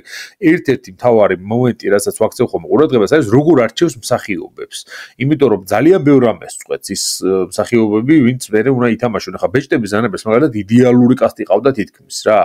ეხა რა უნდა ვინ და მოუძებნო რომ იქ თქვა რომ აი ეს არ შეესაბამება და მოდი აი ეს უკეთესი იქნებოდა ამის როლში. თითქმის არავიზე არის თქმის ასეთი რაღაცა. აი ყველა კარგად არის რა არჩეული იქიდან ხა. არა და დარწმუნებული რომ და ძალიან მარტივად შეიძლებოდა ბეჭდების ზანებს გაფუჭება ცუდი კასტით. და შესაბამისად ხა ეს პიტერ ჯექსონმა შეძლო თავის დროზე მართლა კარგად გააკეთა ხო და აი ეს მომენტი აქაც როგორც აი ვარსკვლავურ რომებში ისე სხვა ფილმებში რა თქმა უნდა ხა ერთ-ერთი წარმატების მიზეზიც ალბათ იმ პირველი ტრილოგიისა თუნდაც კარგი კასტინგი იყო ხა ვინც თამაშობს იმ ფილმებში ამ ტრილოგიას დაუწუნეს რომ პირიქით ცუდი კასტინგი იყო ხო აქ პირიქით ცუდი კასტინგი იყო ანუ მოკლედ აი ძალიან დიდი სამუელ ჯექსონი ხო მაგას რა დავუწუნე სამუელ ჯექსონი მოლდინი იყო მართლაც თავის თავს ითამაშებდა აქ და იქნებოდა ესეთ ხმა მაგრამ როგორ ხმა მაგალი ცოტა აგრესიული ხან ჯედაია რა სამა პირიქით დაუწუნეს რომ არ იყო საუჯექსე თავის თავს არ თამაშობდა უფრო რაღაცა დაწყნარებული და მონოტონური უფრო ესეთი ძალიან ესეთი ბუდისტური მღვდელისთავით და პირიქით დაუწუნეს რომ არ იყო თავის თავი და აქ ეგ დაუწუნეს ხო, ანუ ესე გამოდის, რომ მაგ პირიქით ჭირდებოდა სამუელ ელ ჯექსონისეული სამუელ ჯექსონი, მაგრამ ხო, ეგრე გამოვიდა, ხო? ნუ მოკლედ ეს საკითხი ჩვენ ხარ როცა საუბრობთ ხომ, თითქმის ყოველთვის ამას ვაქცევთ ხომ ყურადღებას, ასე რომ ახაც წარმოუდგენელი იყო ამის გამოტოვება და ვარსკვლავურ რომებს აქვს კიდევ ერთი ტრილოგია, ხო? ეს პირველი ორი და დაიწყო მესამე კიდევ რომელიც დაიწყო 2015 წლიდან. ხო, ეს არ არის ჯორჯ ლუკასის თავარია. თუმცა ალბათ ჯორჯ ლუკასი რაღაც დონეზე მონაწილეობს, ხო, მაშინ ხა მისგან და არა, საინტერესოა, მისგან დამოუკიდებლად როგორ შეიძლება, იმიტომ რომ ის ხო ფლობს ზოგადად ამ ვარსკვლავურ. არა, მაგან გაყიდა, ყიდა ყველა 2012 წელს, ვიდეოც გადაიღეს, კონტრაქტი 2012 წელს. კი, 2012 წელს კონტრაქტი ხელი მოაწერა, სიმბოლურ ფასად გაყიდა ყველაფერი და გაწყო მე მივდივარ პენსიაში, ახალდაბადებული შვილი მყავს, გოგო გაუჩნდა, და ანუ მამა უკვე იყო 67-ის თუ რაღაცა და უნდა მივხედო ჩემ თავს და რა თქვა მილიარდერი ვარ რასაც მინდა იმას გა ფაქტობრივად ეგ იყო მაგის მესიჯი და ანუ რაღაც ისე კი როგორც კი ქონდა იდეები მოვალ და იმ ტრილოგიის მაგრამ იმდენად დაუწუნეთ იმ ხელ ანუ ეს იყო რაც 99-ში დაიწყო მე ზიზღის ტალღა დიდდებოდა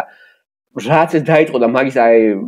ფაქტურად ეს კამპანია იყო ლუკასის წინამდე, მთელი დოკუმენტური ფილმი გამოუშვეს ხალხი ჯორჯ ლუკასის წინამდე, ეგრე დოკუმენტური ფილმია და ეგა საათნახევრიანი ფილმი, საათნაჩვენებია, ხო, სადაც ნაინე ფანატები ზოგი celebrity-ებს აი სამან პეგი არის დოკუმენტურ ფილმში, ამბობენ როგორ ჯორჯ ლუკასმა გააფუჭა Star Wars-ი, გააფუჭა ყველაფერი, გუნება, ისტორია და ნუ ეძახიან ნუ ფაქტურად რაღაცა დიქტატორს ნუ საშინელ სიტყვებს და ყველაფერს და აი ამ ნუ ფაქტურად რამდენი წელი გავიდა ხო? როდესაც 10 წელზე მე მაგას უსმენ, ნუ ალბათ შედიოდნენ ინტერნეტში და ხედავენ მაგ ყველაფერს, ალბათ ნუ გავფუჭდა ხასიათი და გააწყვეტა რომ აი ჩავარ მაგ ყველაფერს Disney-ს და წავედი, ანუ მაგას რაც იმ კონტრაქტს ხელი მოაწერა ოფიციალურად ლუკას არის პენსიაზე და არნაირი გავლენა არ ქონდა ახალ ტრილოგიაზე. და რამდენად შეეტყო მე ეს ახალ ტრილოგიას? აი ესა ძალიან საინტერესოა, რამდენად ტრილოგიასაც შეეტყო და რამდენად წლების განმავლობაში იცვლებოდა ის აქმა, რაც იყო თვითონ ლუკასზე და პრიკველების ტრილოგიაზე. იმიტომ რომ როგორ იყო, მაშინ როგორ იყო ამობდნენ, როცა ფანები ლაპარაკობდნენ ლუკას ფილმებზე, იყო OT, ანუ original trilogy, ორიგინალური ტრილოგია და აი ის დანარჩენი სამი ფილმი. იმიტომ რომ თქვა pop კულტურაში რომ ნახოთ რა თქვა მაგას Simpsons-ები თქვა ესე კომედიურ სერიალებში სულ იქაც სულ არის გადაობა რომ აი ის სამი ფილმი რომელიც ყველაფერი გააფუჭან როცა თქვა რაცა ფანატები ერთმანეთში ლაპარაკობდნენ აი მაშინ ეს ფაქტობრივად პრიკველები Transformers პრიკველები იყო ცუდი სიტყვისავით აი ეს ფაქტობრივად გინება იყო ამას უკვე რომ ამბობდი აი იმისავით არ მოგივიდეს რა იგავარაკი ანდაზასავით გადავიდა ემა წლების განმავლობაში მაგრამ როცა Disney-მან გამოაცხადა რომ აკეთებენ თავის ფილმებს მაგითი მესიჯი რა იყო უბრუნდებიან ძველი ტექნოლოგიებს, რა გეტყვი, ანუ ეს იმ ანტი-ლუკასის მესიჯი იყო, რა, ანუ ციფრული იქნება რა თქმა უნდა. მან უფრო დაბრუნება ძველ ტექნოლოგიებს, დაბრუნება ძველი კასტი, ლუკ სკაიუოკერის შემსრულებელი მარკ ჰემილი, ჰარისონ ფორდი, რომელიც Star Wars ვერ იტანდა მაბათ, თქვა 15 მილიონი გადაუხადეს ერთ გადმოჭრინაში და რა თქმა უნდა დათანხმდა მაგაზე. ჰარისონ ფორდი, კერი ფიშერი ლეას როლის შემსრულებელი, რომელიც უკვე სცენარისტი, ანუ თვითონ თავის რაც პრობლემის გამო სახელობიდან 100 თუ ისე წამოსული იყო, ძირითად სცენარისტად მუშაობდა. ანუ საინტერესოა კერი ფიშერის პროფესია იყო script doctor. The script doctor არის სცენას როცა წერენ, თქვა რაღაცა ესეს, ხო? აი რომ აბარებ თქვა ვიღაცას რომ შეგისწოროს შეცნობები და თქვა უფრო რედაქტორი ფაქტურად და მაგათ მუშაობდა კერი ფიშერი და script doctor-ი იყო და მე რაღაცა ძალიან ბევრი სცენარი რომელიც ცნობილი ფილმის მაგაზე მუშაობდა და გასწორებდა შეცდომებს რაღაცებს ამოიღებდა რაღაცებს ჩასმობდა ხო მან დაუბრუნდა მსახიობობას თით ეკრანზე ანუ ლეა და ეგ იყო ისა რომ ანუ ციფრული ტექნოლოგიები ნაკლებად იქნება იქნება ახალი კასტი იქნება მომავალში არ იქნება არანაირი პოლიტიკა ეს ძალიან საინტერესოა და ფაქტობრივად ეგ არის რომ ჩვენ ადრე ვარჩევთ რომ როგორ უბრუნდება ყველა ნოსტალგიას და ნოსტალგიის ხარჯზე იქნება ყველაფერი. ეგ იქნება დაბრუნება, იქნება ეპიზოდ 7 და წაის გაგრძელება ქრონოლოგიადმა. აი, იქნება ასე თქვა დაბრუნება წარსულში. და მართლა შექმნეს კასტი, ვიცით ბრუნდება, თქვა კასტის თუ ისე ამავდროულად ყველა რაც ეს გამოდიოდა ტრეილერები და ახალ პატარა იმებს ვიგებდეს და მე-7 ეპიზოდის გამოსვლაზე, ხო? ყველა აგინებდა ლუკას, თქვა როცა ტრეილერი გამოვიდა ახალი პოტენციალური მე-7 ფილმის, ხო? ვიღაცამ ჩასვა ისინი რაღაცა გრაფიკულად ჯაბა ხატი, რაღაცა გობლინები პატარსებები და რომ აი ეს იქნებოდა ტრეილერი თუ ჯორჯ ლუკასი გადაიღებდა და რა კაი რომ არ არის, ეხლა უფრო მეტი უკაი Star Wars ფილმი გვექნება ვიდრე ცუდი,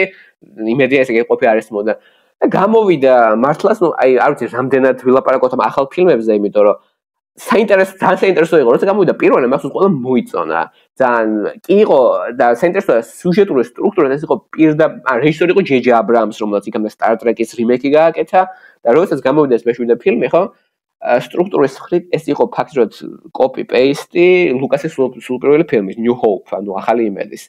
ზუსტად იგივე მომენტები, უბრალოდ რათა აი ჩვენგანზე ვახსენეთ ახალი მოდერნული ტენდენციები. თავი რა თქმა უნდა იყოს გოგო, ბრიტანელი ახალი მსახიობი Daisy Ridley. ნუ ეს ტენდენცია ხო მსახიობებს უახლები იყვნენ. უფრო რა თქმა უნდა ინკლუზიური კასტი, ასე თქვა დაერე უცერსოები ისინი. საინტერესოა ბორტმოქმედის როლში მაშინ, ასე თქვა ამოვალი ვარსკვლავი ადამ დრაივერი, რომელიც ახაც ხრი კი ითამაშა ბორტმოქმედი, მაგრამ ეხა ძალიან ადარებენ რომ ეგ მაგ ტრილოგიის ჰარისონ ფორდია. იმიტომ რომ აი ამ მთელი ახალი კასტიდან ყველაზე სერიოზულ მსახიობად ეხა ეგ ჩამოყალიბდა და სავარაუდოდ სკორსესეს გადაიღეს სავარაუდოდ მომავალ წელში მეც ესე მიმაჩნია ალბათ ოსკარს აიღებს ადამ დრაივერი რამე ფილმში ხო პირველი ფილმი მოიწონეს იმის დამხმარე რომ copy paste იყო იცი რა არის ეგ მომენტი ისე თუ დააკვირდები თანამედროვე ფილმებს აი 2010-ის მერე რა ფილმიც არ გამოდის რომელიც რაღაცით ან რიმეიკი ან დაკავშირებულია წარსულის რომელიმე ფილმთან ყოველთვის არის ხომ მცდელობა რომ ნოსტალგიაზე იმუშაონ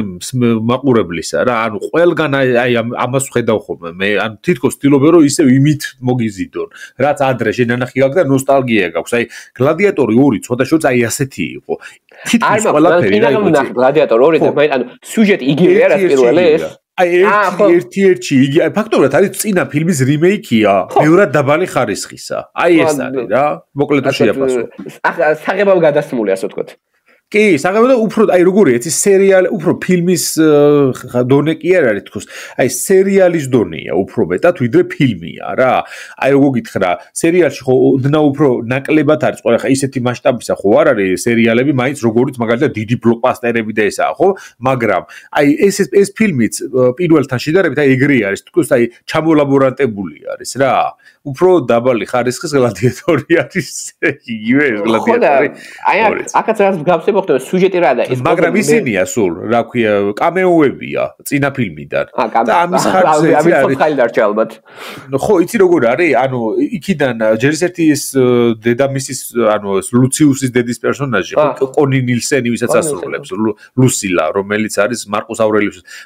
ამისთვისაც არის გარკვეული როლი იქ მიცემული და ამავე დროს აი მაქსიმუსზე ხდება ყოველთვის აქცენტირება რომ აი მაქსიმუსი რო იყო და ასე შემდეგ და იქ რაღაცა იმ წინა ფილმის მუსიკის რაღაცა ისინი მომენტებია და ეს შემდეგ და ამის მცდელობაა სულ რა რომ აი ის იმას უკავშირდება და იქიდან მე შენ რაც არ უნდა ცუდი ფილმი იყოს ის გახსენდება და იტყვი რომ მაინც არა უშავს რა ის ხო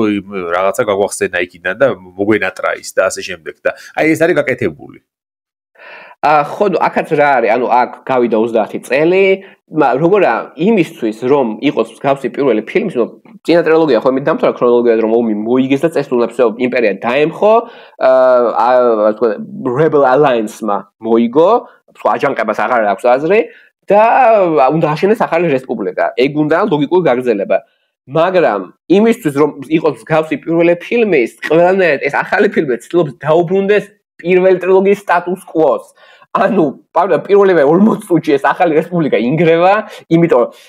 იმპერიის ასე ვთქვათ ნაცრიდან აღმოცენდება ახალი ძალა რომელსაც ქვია პირველი ორდერი the first order რომელიც არის ნუ ცოტა იმაზე გათამაშებული ნაცისტები რო დაბრუნდნენ 21 საუკუნეში ცოტა ეგეთი მომენტი ანუ გადაიმალნენ ანტარქტიდაში და მე ბრუნდებიან რაც ყოიბეები და ეგეთი მომენტია რომ იმპერიის ანუ რაღაცა ძველი გენერლები შეიკრიბნენ თავიდან შექმნეს რაღაცა ის უზარმაზარი ჯარი და ეხლა უნდა თავიდან შექმნონ იმპერია მაგიტომაც იქნება ახალი ალიანსი რომელიც რა თქმა უნდა არა დიდი არმია როგორც რესპუბლიკას მეკონის არამედ პატარა რაზმი რომელიც პრინცესა უკვე გენერალი ლეა უკვე პრინცესა აღარ არის გენერალი ლეა შეკრებს და იგივე დინამიკა ბოროტი ანუ დიდი ძალები პატარა იმების წინააღმდეგ Luke Skywalker-ის ორდენი, რომელიც ხუნდა გამხდარიყო დიდი მასწავლებელი არის დანგრეული, იმიტომ ერთი მოსწავლე აუჯანყდა ისე დაანგრია ყველაფერი და ეხლა Luke-ი არის სადღაც გადასახლებული სადღაც ჩორს, იმიტომ რაღაც უნდა გააკეთოს. ანუ იგივე სტატუს ყო დაბრუნდა და რახან ეს ხო მთელი სამყარო, რახან პოლიტიკა გახდა თქვა ბინძური სიტყვა სარვარში, ხო? მაგის ხსენება ხო აღარ შეიძლება. ცოტა გაურკვეველეს სამყარო როგორ მუშაობს და ძალიან აზარალებს ნუ თელფონს იმიტომ რომ თქვენ არ ვიცით რა მოვიდა რესპუბლიკასაც როგორ მოხდა და მარტო იმის ხარჯზე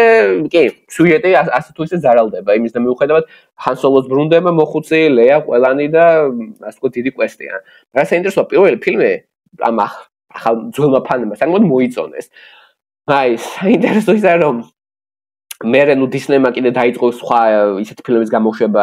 ანუ არა ეპიზოდ რაღაც, არამედ აი ჩვეულებრივი რაც ხდებოდა ფილმებს შორის, ერთი ფილმი Rogue One, რომელიც აქამდე ძალიან მოსწონთ ხალხს, იმიტომ უფრო ისეთია ჟანრებთან ექსპერიმენტირება, იმიტომ რომ თავის უფრო ზღაპარი და ცოტა ბავშვურია და ეს გამოუშვეს სანამ ანუ მეშვიდე და მერვე შორის 2016 წელი რომ მას ჭიშველი არ დაშენილიყო. ეგეთი ფილმი გამოუშვეს, რომელიც უფრო აი საომარი, უფრო ისეთი სერიოზული ომის ფილმია, ოღონდ Star Wars-ის სამყაროში მომხდარი და ეს ფილმი ძალიან დააფასეს და აქამდეც უყვართ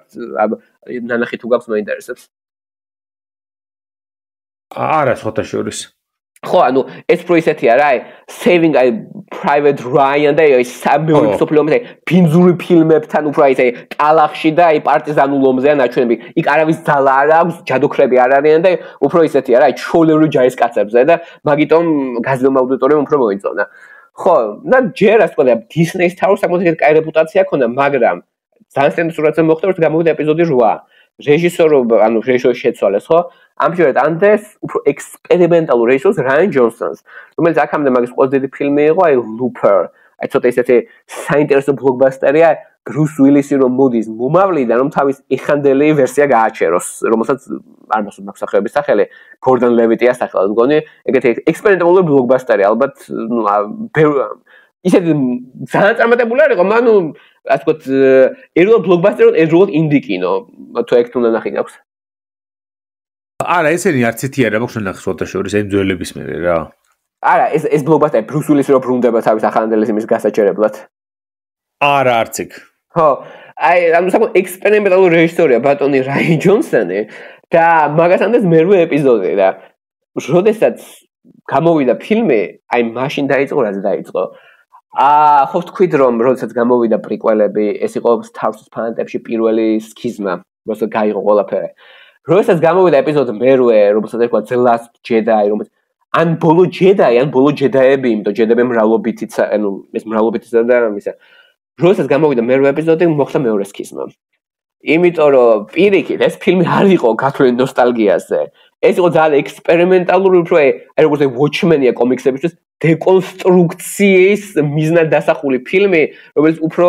სხვა კუთხით უყურებს Star Wars სხვა კუთხით ჯედაებს, იქ Luke Skywalker-ია ნაჩვენები, როგორ არის უფრო დეპრესიაში, როგორ უყურებს ამ ყველაფრის ციკლურობას, როგორ ყველაფერი მეორდება, როგორ უფრო ცოტა რაღაც მომენტებში ნაილისტურია და ასე შემდეგ და რაღაც არ იყო ნოსტალგიაზე გათვლილი, არ იყო ის ძველი კლიშეები შემოტანილი, არის უფრო ექსპერიმენტალური და უფრო ასე ვთქვათ, დაგაფიქრებს რაღაცეებზე.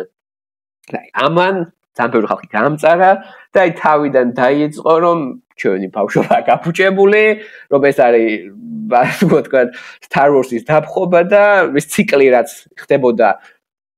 15 წლით ადრე დაიწყო თავიდან. ხო და პარალელურად რა ხდება? პარალელურად ის თაობი, რომელიც იზრდებოდა უკვე შუა ტრილოგიაზე პრიკველებზე ჯორჯ ლუკასის, ხო? გაიზარდა, არიან უკვე ან მოზარდები, ან არიან რომ მე მაშინ უკვე უნივერსიტეტში ვიყავი და ნელ-ნელა, ანუ ეგ თაობა, ჩემი თაობა, ვართ ინტერნეტში, შეგვიძლია კომენტარები დატოვოთ და უკვე შეგვიძლია ჩვენს გამოხატოთ ჩვენი აზრი და ჩვენც ამ ფილმებზე გავიზარდეთ, ჩვენს ანუ სამყაროს გარშემო, თქვა ამერიკელი ბავშვები, ევროპაში ბავშვები ყველგან. ამ თაობამ დაიწყო თავის აზრის გამოხატვა და იმიტომ რომ ჩვენ ძალიან გვიყვარდა ეს ფილმები, მაგალითად გავიზარდეთ და იმის და მიუხედავად კი, მას აქვს თავისი ნაკლები, შეიძლება ზოგი მომენტი და მეტად ციფრულია, შეიძლება მსახიობობა, რას მომენტებში ცოტა არა ისეთი კაი, როგორც და მე როგორც მწვანე ეკრანზე, თან მაშინ მწვანე ეკრანზე პირველად იღებდნენ ძალიან ბევრ ფილმს, მსახიობები შეჩვეულები არ იყვნენ. მაგრამ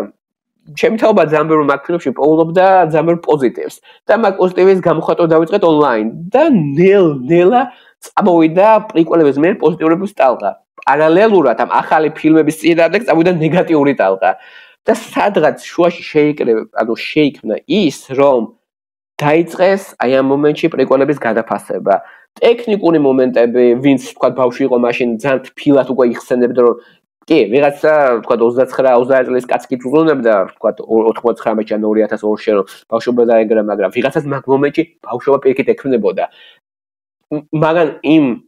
მომენტში ბავშვმა არ განიცადა Star Wars-ი, როდესაც 77-ში ან 80-იან წლებში, მაგრამ განიცადა ეხა და ისევე ქმნიდა იმ ბედნიერ წარმოდგენებს და გახსენებებს, როგორც იმ ძველი ფანები ქმნიდნენ თავის ბავშვობაში 80-იან წლებში, ხო? და ანუ იმ მომენტში ის ნეგატივი იმ ბავშვებზე არ ისახებოდა. და თქვა მაგათ ისინი უბრალოდ იჯდნენ, უყურებდნენ Jedi ვარსკვლავებს, მაგათთვის იყო გმირი Anakin Skywalker-ი, ახალგაზრდა Obi-Wan Kenobi, არა თქვა მოხუცი ბრძენი კაცი, ამან ახალგაზრდა Ewan McGregor-ი, ხო?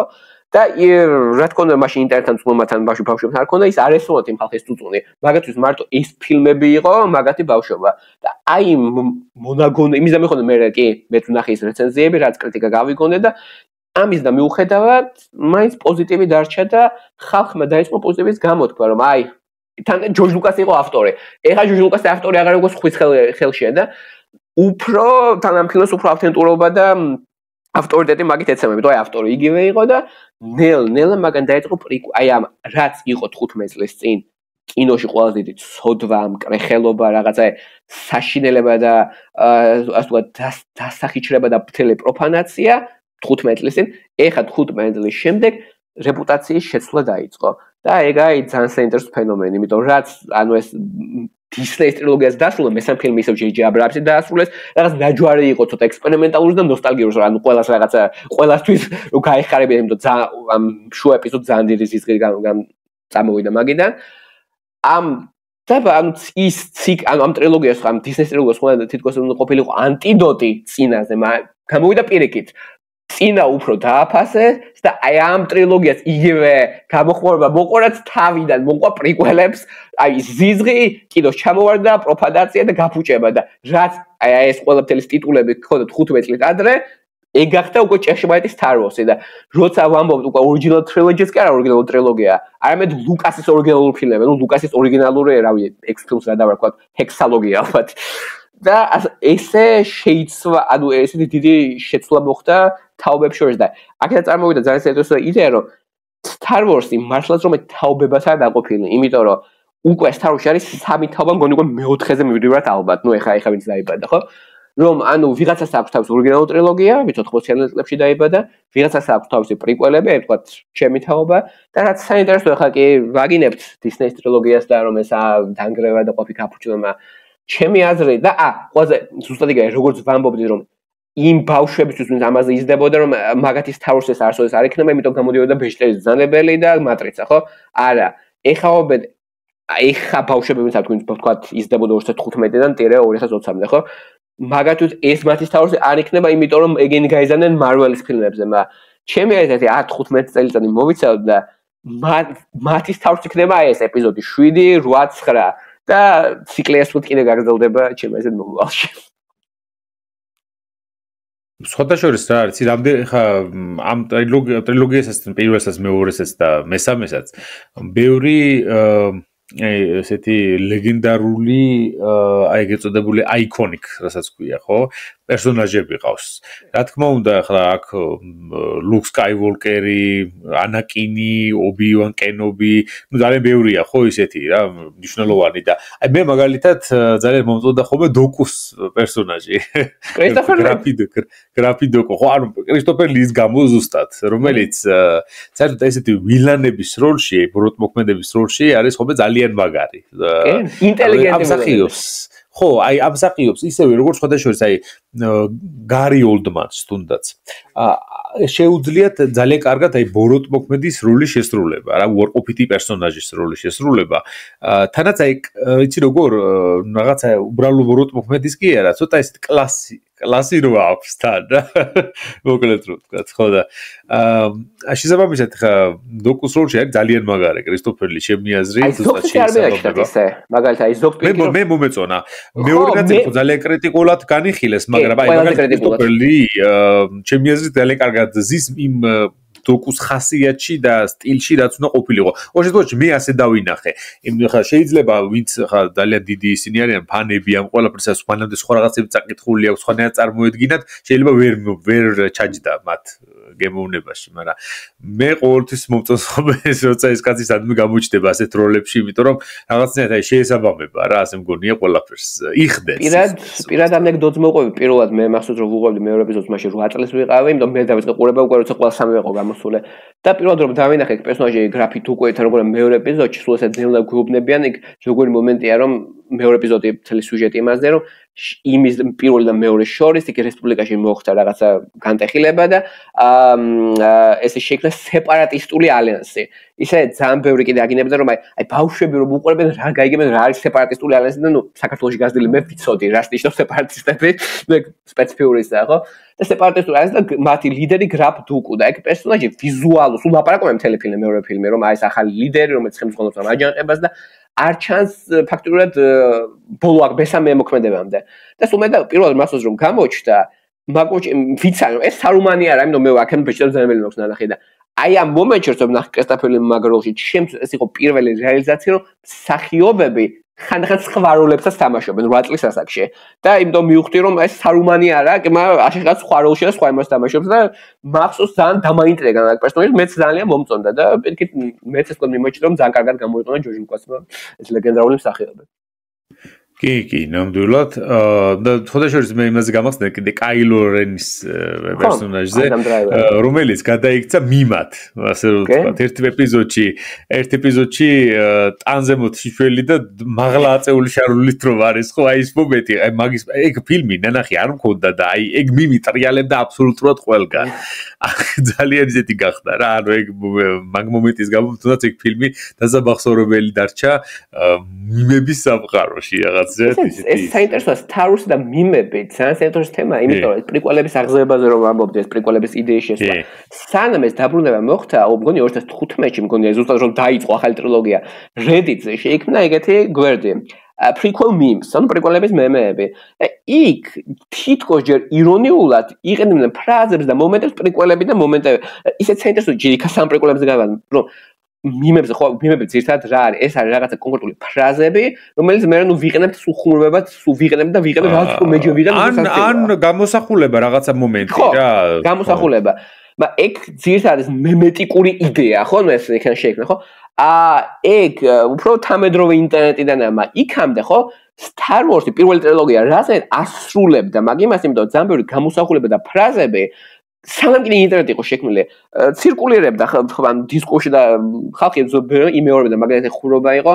ლეას პლანეტა რომელიც ლეას ხო პლანეტა ალდერანი რომელიც ფეთქდება და ერთი მომენტია რომ ლეა კოცნის თავის ძმას და ეგეთი ფრაზა იყო looking for love in all the wrong places ანუ ესე ისმოდა ეძებს იყო სულ არასწორ ადგილებში მაგრამ all the wrong is მაგრამ all the run როცა ვეიდერი ამბობს look მე მამა შენი ვარ ეგ ფრაზაც კიდე ერთი მომენტი ერთი ადმირალი უცხოპლანეტელი თევზის სახე აქვს ადმირალ აკბარი ისე იცებს ეგ ეხლა ძალიან პოპულარული ისაა ხო მე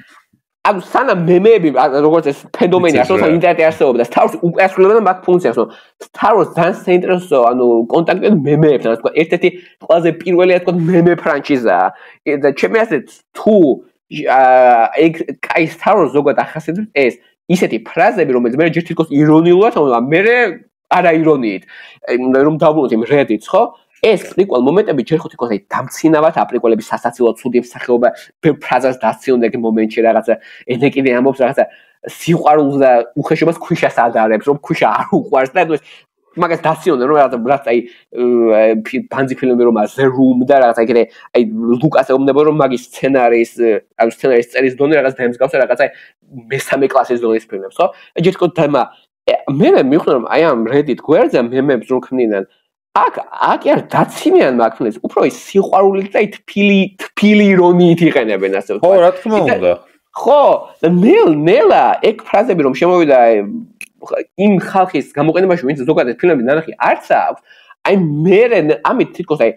მემეებით, იმიტომ ეს მემეების თაობა ვართ ჩვენ ასე ვთქვათ. მემეებით პრიკველებმა ნელ-ნელა დაიბრუნეს რეპუტაცია, იმიტომ რომ რაც აღმოჩნდა ირონია კი არა პირიქით, უფრო სიყვარულია მაგ ფილმების. აი მაგით შემოვიდა, იმიტომ ზოგი ამაზე მესამე ეპიზოდი, ანუ სითხების შურისძიება, ხო? შეიძლება უყურო მემეებით, იმიტომ ყველაზე თავისუფლად მემეებად დაყოფილი ფილმია, ეგა თვითონ გონია მეშვიდე მეათე ფრაზა მემასაა გამოყენებული და ვიაცა თამაში შექმნა უყურეთ მაგ ფილმს და ანუ პატრა შოტი ანუ ალკოჰოლის დალეთ ყოველჯერ მემეს ხედავთ ფილმის ბომბი შეიძლება რაღაცა მოიწამლოთ რა თირკმელი მოიკათ იმიტომ რომ ისა თითო ის ფრაზა ის არის და Star Wars-ის მემებს საკმაოდ დიდი ძალა აქვს ეგეც ვთქვა და ეხლა ამ ახალ Disney ტრილოგიას კი იზოლებენ კი, მაგათაც აქვს ეს ძალა, იმიტომ რომ ძალიან ბევრი მომენტი კაილო რენს ერთად კი კაილო რენს თან შიშველი, კიდე მომენტში რომ უყურის ტრეიტერ ანუ მოღალატე, იქაც თავისი მემეები არის. და ეგ ინტერესია. ხო, ისიც უნდა ვთქვათ, რომ არ გარდა ფილმებისა არის რამდენიმე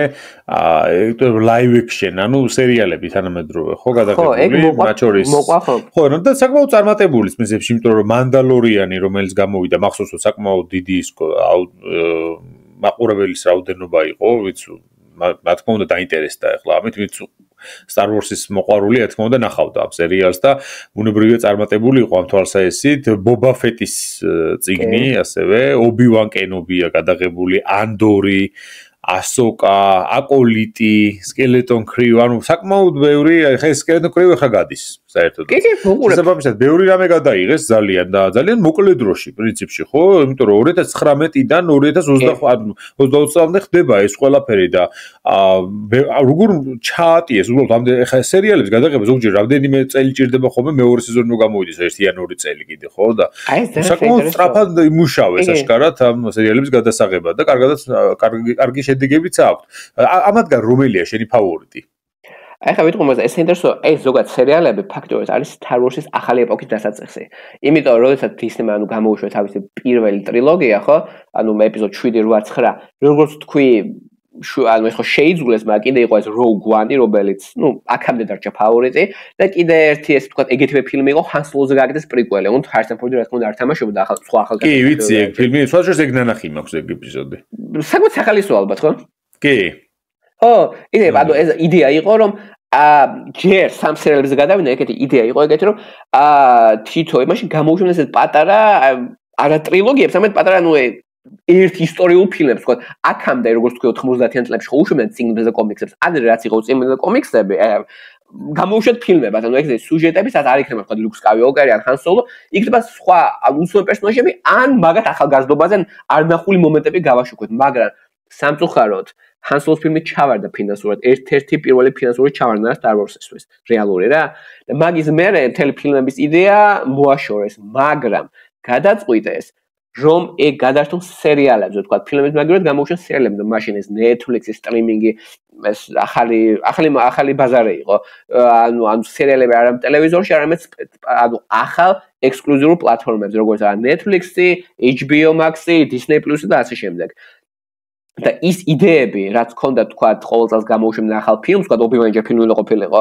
გადაწყვეტეს შეენახათ და გადასულიყვნენ სერიალებზე. როდესაც გამოვიდეს ამათი ახალი ტრილოგია, პრიკველების რეპუტაცია, ეს ძალიან საინტერესო რაღაცაა. როდესაც გამოდიოდა ახალი ტრილოგია, არ იყო ოფიციალურად ნათქვამი ამ ახალი ტრილოგიის მანტრასავით იყო, რომ პრიკველების თითქმის არ უნდა ეხსენებიდნენ, ეს ხო ძალიან შეძულებული იყო, მაგრამ ის ვერ გათვალეს, რომ ამ 4-3 წელიწადში პრიკველების რეპუტაცია საერთოდ აღდგა და ცოტა მაგან შეუშალა. მაგიტომაც სულ ბოლო ფილმში, ანუ მეცხრე რომელიცაა, იქ ერთი მომენტია, მთავარი გმირი რეი, რაღაცა თქვა, თელი ძალა გამოეთიშება და არის მიგდებული რა. რაც საინტერესოა, ბოლო ფილმში ბრუნდება იმპერატორი პალპატინი, რომელიც მე-6, ანუ ჯერ ხო იყო კანცლერი, სენატორი, კანცლერი, მე გახდა იმპერატორი და მე-6 იმაში დაეტყვევინა კლაუს. და მე-9 ეპიზოდში მაგას გააცოცხლებენ და ბრუნდება, ანუ გაცოცხლებენ რაღაცა, ბრუნდებენ ნახევარ უკუტარი რაღაცა ლიჩი, როგორც თქვა და როგორც რაღაცა ზომბი, აი ვოლდემორტი როგორც არ ცოცხალი, არ ცოტა რაღაცა აპარატურაზე შეერთებული და რაღაცა ცოცხალ გვამს გავს. ხო, და იქ აღმოჩნდება ის თავარი გმირის ბაბუარი და ტრაიციებს მიყვებიან მოკლედ. ვიღაცის ამ ბაბუან მამან დედა უნდა აღმოჩნდეს ეს ტრაიცია, ეს საფრთხე რა.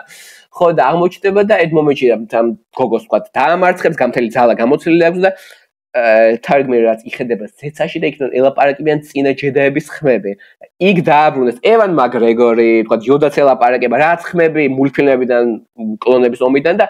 ანუ ეს ერთ-ერთი პირველი მომენტია თქოს სადაც პრიკველები აღიარეს, იმიტომ ენეკინ სკაიუოკერის ხმა ელაპარაკებენ, რომელსაც იგივე, ანუ იქ ახმოვანებს ჰაიდენ კრისტენსენი, ვინც აქამდე კი იწუნებდნენ და ყველა საშემსახებად მოინიშნა, რომ დარტოიდერი გააფუჭა და ყველაფერი, მაგრამ ეხა მაგის ხმა თქოს ზეციდან ახალი ტრილოგიის გმირს ელაპარაკება, რომ ასე თქოს ძალა მისცენ და დაამარცხონ ეს ასე თქოს გაცოცხლებული სიბოროტე და უკან ქვენს კლასში ჩაარდოს. და ეს პატარა მინიშნება იყო, რომ პრიკველები უკვე ოფიციალურად ეკრანზეც ბრუნდება. და როდესაც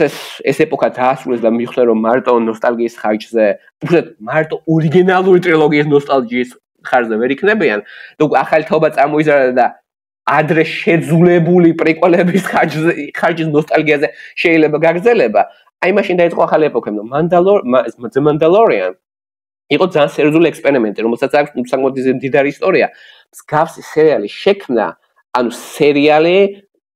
უნდა ლუკას, ჯორჯ ლუკას. მაგრამ როდესაც რაღაცა ბუღალტერებს დაელაპარაკა 2009 წელს კიდე, მაგას ესეულთა ეს რომ თითო სერიას დაჭირდება რაღაცა 1.5 მილიონი და 2009 ეს იყო რაღაცა შეუძლებელი. HBO-ს ჰქონდა ერთ სერიალი რომი, რომელიც მიახლოებით გავსიჭდებოდა და მაგის გამო დაიხურა. არა იმიტომ რომ არ უყურებდნენ, არ იმიტომ რომ რეიტინგები არ ჰქონდა. ძალიან ძვირიჯდებოდა, რომ სიგიჟე იყო მაგის სეზონიდან 5 სეზონზე გაწევა. იმიტომ რომ კი, არა და რა მაგარი იყო, რომი იყო, ერთ-ერთი ყველაზე მაგარი სერიალი, რაც კი გადაღებულა საერთოდ. ხო, ვიცი, ძალიან აქებენ გაგონილი მაქვს, ხო და ეგეთი მსგავსი ფაქტობრივად რომის ისტორიას გაიმეორდა ეს პოტენციალური და მე ლუკას ნაკლებად უნდა ჯედაები უფრო უნდა და აი კრიმინალებზე და რა თქვა და ეს განგსტერებზე და ეგეთ ხალხს უნდა თავს სულ აქვს ეს ხაზი გვერდით, მაგრამ ეს იყო სულ მესამე ფონის უკანა ფონის პერსონაჟები რა. და მაშინ ეს იდეა ვერ შეიქმნა, მაგრამ მე მოდის ბატონი ჯონ ფავრო, რეჟისორი, რომელიც Iron Man-ი ვისაც აქვს გადაღებული, საერთოდაც თვითონ Marvel ფილმებში Happy Wins-ა იმის რა თქმა უნდა მძღოლი Iron Man-ის. ბატონი ჯონ ფავრო მოდის და გაერთიანდა ეგეთ კაცთან Dave Filoni-სთან. Dave Filoni არის კაცი, რომელსაც ლუკასმა დაარქვა, ეს არის ჩემი პადავანი, ჩემი მოსწავლე. ეს არის ის კაცი, ვინც ხელმძღვანელობდა ლუკასის დროს ყველა ანიმაციურ პროექტს, ანუ კლონების ომი და ყველას ინტერესდება Dave Filoni როდესაც შეიცვალა ასე ვთქვათ უფროსობა და მოვიდა Disney, გადაურჩა ამ შესულს, ის დატოვეს და ახალი სერიალი შეაქმნეს, რომელიც კლონების ომი კი სამწუხაროდ დააკენსელეს, ანუ მოაშორეს, მაგრამ Dave Filoni ახალი სერიალი ძალიან ბევრი სუჟეტური ხაზი, თავის ახალ სერიალში რომელსაც დაარქვა Rebels, ანუ ამბოხებულები, ხო? მაგით გააგრძელა, ასე ვთქვათ, თავის და ლუკასის მიერ შექმნილი ხაზები ჩუმჩუმად გააგრძელა და მერე ის გაერთიანა ჯონ ფავროსთან და ჯონ ფავრო უკვე აპირებდა ანუ არა მულტიმედა რეალურად შექმნა Dave Filoni-s ასე ვთქვათ რჩევებით ის სუჟეტური ხაზები რაც ადრე კიდე ლუკასის პერიოდში დაიწყო მულტფილმში ჩუბ-ჩუბა უკანა ფონზე გადმოიტანა live action-ში. ანუ ის პრიკველის პერიოდის მომენტები, მანდალორიანელები კი არის ეს ეგეთი რასა არის მეომარი ხალხი, რომელიც აწვევს ეგეთი აბჯარი, მუზარადები და ნუ არიან ფაქტურად ერთდროულად რაღაცა ჟაინდები, ცოტა სამურაები, როგორც ჯედები, მაგრამ ძალა არ აქვს და უფრო ცოტა ბარბაროსული ის აქვს, მაგრამ მთელი მაგეთი კულტურა და ისტორია ნაჩვენები იყო ანიმაციურ მულტფილმში კლონების ომი. და ფაქტობრივად ეს სერიალი ნელ-ნელა მაგ სუჟეტურ ხაზს აგრძელებდა. და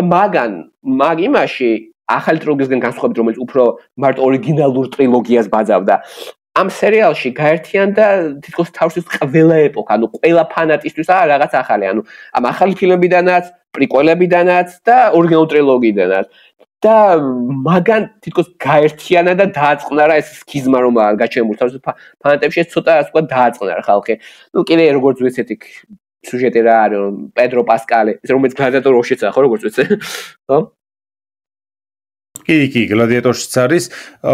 მიცი რა არის? თვითონ პედრო პასკალი კი არ არის უდი მსახიობი, მაგრამ ფილმმა ვერ შეუწყო მაინც და მაინც ხელი ეხლა. ნუ ყველაფერში ეს კაცი უკვე ბოლო დროს. ანუ ეგ თამაშობს აი ეს მანდალორიელს, ანუ მანდალორი როგორც აი მიყვება ძალიან ინტერესული ისა მოკლედ მოყვება. მიყვება თავის საუკეთესო ტრადიციებს, როგორც ეს თავის არის ერთდროულად აღმოსავლური კინო, ერთდროულად არის ვესტერნი, ერთდროულად არის საპნის ოპერა. კი, მანდალორი ერთდროულად არის ანუ ეს მარტოხელა მეომარი, არის ერთდროულად კოვბოი, ერთდროულად არის იმ რონინისნაირი მარტოხელა სამურაი და ის იპოვის პატარა ბავშვს, რომელიც არის იგივე რასის, რაც აი ცნობილი იოდა რომაა და მთელი ინტერნეტი მაგ პერსონაჟს ეძახდა ბეიბი იოდას, ანუ ბავშვი იოდა, არ და რეალურად პერსონაჟს არ აქვს კავშირი იოდასთან. უბრალოდ გავსი რასის ეს პატარა მწვანე დიდყურება და საყვარელი ძალიან. და მაგ პერსონაჟიმ გააგიჟა მთელი ინტერნეტი, იმიტომ რომ ყველგან იყიდება მაგის სათამაშოები, ბრელოკები, მაიკები, ყველაფერი და ანუ სიუჟეტი რა რომ ეს ვთქვათ მარტოხელა მეომარი ფაქტობრივად აიყვანს ამ საყვარელ პატარა აღუ არსებას და ერთად მოგზაურობენ galaktikაში და უნდა გაუმკლავდნენ ათას საფრთხეს, ბანდიტებს, ვთქვათ ყოფილ იმპერიის წევრებს და ანუ ყველას მოწონს, ანუ ძველ ფანატებსაც, ახალ ფანატებსაც, აქ ასე ვთქვათ ორივე ისა ბიჭებსაც, იმიტომ რომ ესე ჩხუბები და სროლებია, გოგოებს, იმიტომ რომ ბავშვია საყვარელი და ასე ვთქვათ ეს მარტოხელა ძალიან ისეთი პედრო პასკალი მეომარი ფაქტობრივად მამა ხდება ამ ბავშვის და ეგ სერიალი იყო ფაქტობრივად თაროსის თავიდან გაცოცხლება. და მერე როცა მოხდა ექსპანსია და მიხვდნენ თან მაშინ ის დაემთხვა რომ კორონა მოხდა და დიდი მასშტაბური ბლოკბასტერების გადაღება ცოტა გაუჭირდა. გადაწყვიტეს რომ რახან ასე ვთქვათ ცოტა ცივად მიიღეს ბოლო ტრილოგია, არ გავრისყოთ და ვაკეთოთ სერიალები. და კი, მანდალორიელსმა მიიღო მეორე სეზონიც, მეორე სეზონის მერე გააკეთეს ბობა ფეტი, პერსონაჟი ბობა ფეტი დააბრუნეს ეს მაკხაზის ნაწილი ეს სპინოფისავით გააკეთეს. მერე რაც იგეგმებოდა ობივანის ფილმად შექმნეს სერიალად და ემილ მაკგრეგორი ანუ პრიკველები ეს უკვე არის ჩემ თაობა ის ნოსტალგიის პარაზიტირებას ვთქვათ იმიტომ რომ ჩვენ ახლა გავიზარდეთ ჩვენთვის ობივანი არის ემილ მაკგრეგორი და დააბრუნეს ეგ და უკვე აი პრიკველები დაბრუნდა მეინსტრიმში გააკეთეს სერიალი ობივანზე კიდევ ანდორი იყო ძალიან საინტერესო ექსპერიმენტი იმიტომ რომ რახან მოიწევს აი ეს პირველი ფილმი Rogue One ხო ეს უფრო ისე Star Wars-ია, უფრო ეს თქვა ბინზური პარტიზანული ომი, სერიოზული Star Wars-ი, არა თქვა ჯადოქრები, რომელიც ძალას იყენებენ და რაღაცა ტელეკინეს, არამედ რეალური ჯარისკაცები, ჯაშუშები, იმპერია ნაჩვენები, ჩვენ კი ვიცით, რომ იმპერია არის თქვა ფაშისტური დიდი სახელმწიფო, ნაჩვენები უფრო ახლოს ეს ფაშიზმამდე ციბოროტეა და ამ სერიალმა უფრო სერიოზული Star Wars-ი, თქვა Star Wars-ი გაზრდილებისთვის და კიდე აკოლიტი, რომელსაც მოგე მაგასაც აგინეს, მაგრამ ეს მე საკუთარ დავინტერესდი, იმიტომ რომ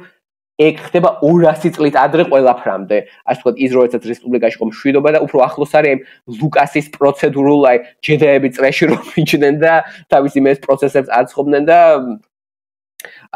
კიდე ჯედაები აი უფრო ის მასზე გათვლილი აი როგორც აი ძველ აღმოსავლურ ფილმებში ხტუნობაზე და ტრიუკებზე. რეალურად ეს სერიალები რომ გამოდის ყველასთვის არის რაღაც, ჟანრებითაა თამაში, თქვა მანდალორიანი ვესტერნი, აკოლიტი არის უფრო აღმოსავლური ჩინურ ფილმებში ხტუნობისავით, ანდორია ეს სერიოზული ფილმი ჯაშუშებზე და უფრო სერიოზულობას აქვს ხაზი გასმული და ეხა ეს Celtic Crow გამოჩნდა, უფრო ბავშვებისთვის არის და აი უფრო იმაზე, აი ხაზე სპილბერგის სტუდია ემბლინი რომ იღებდა ბავშვების თავგადასავლებზე ფილმს, აი უფრო მაქს სტილში გაკეთებული. და ეგ ჩემს Star Wars-ის ახალი ეპოქაა, იმიტომ რომ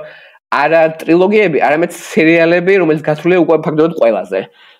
თქვა, ერთი სერიალი არ მოგეწონა, შეიძლება აიღო მეორე და მეორეს მოიწონებ და მაგით სამყარო ვრცელდება. ამავდროულად, როგორც თქვი, ლუკასი მთელი აღქმა ლუკასი შეიცვალა, იმიტომ რომ ჯერ ხო იყო რაღაც ანტიქრისტე და ფრანჩიზის დამანგრეველი, არა. ეხა პირიქით ისევ ჩვენი ის არის მესია არის და რეალური Star Wars-ის მამა ეგ არის. პრიკველების რეპუტაცია გამყარდა და ჩემი აზრით ნელ-ნელა ამ ახალ ფილმის რეპუტაციამ გამყარდება, იმიტომ რომ საინტერესო ფრაზა არის, ეხლა ფრაზას იხმარება ლუკასი ერთ-ერთ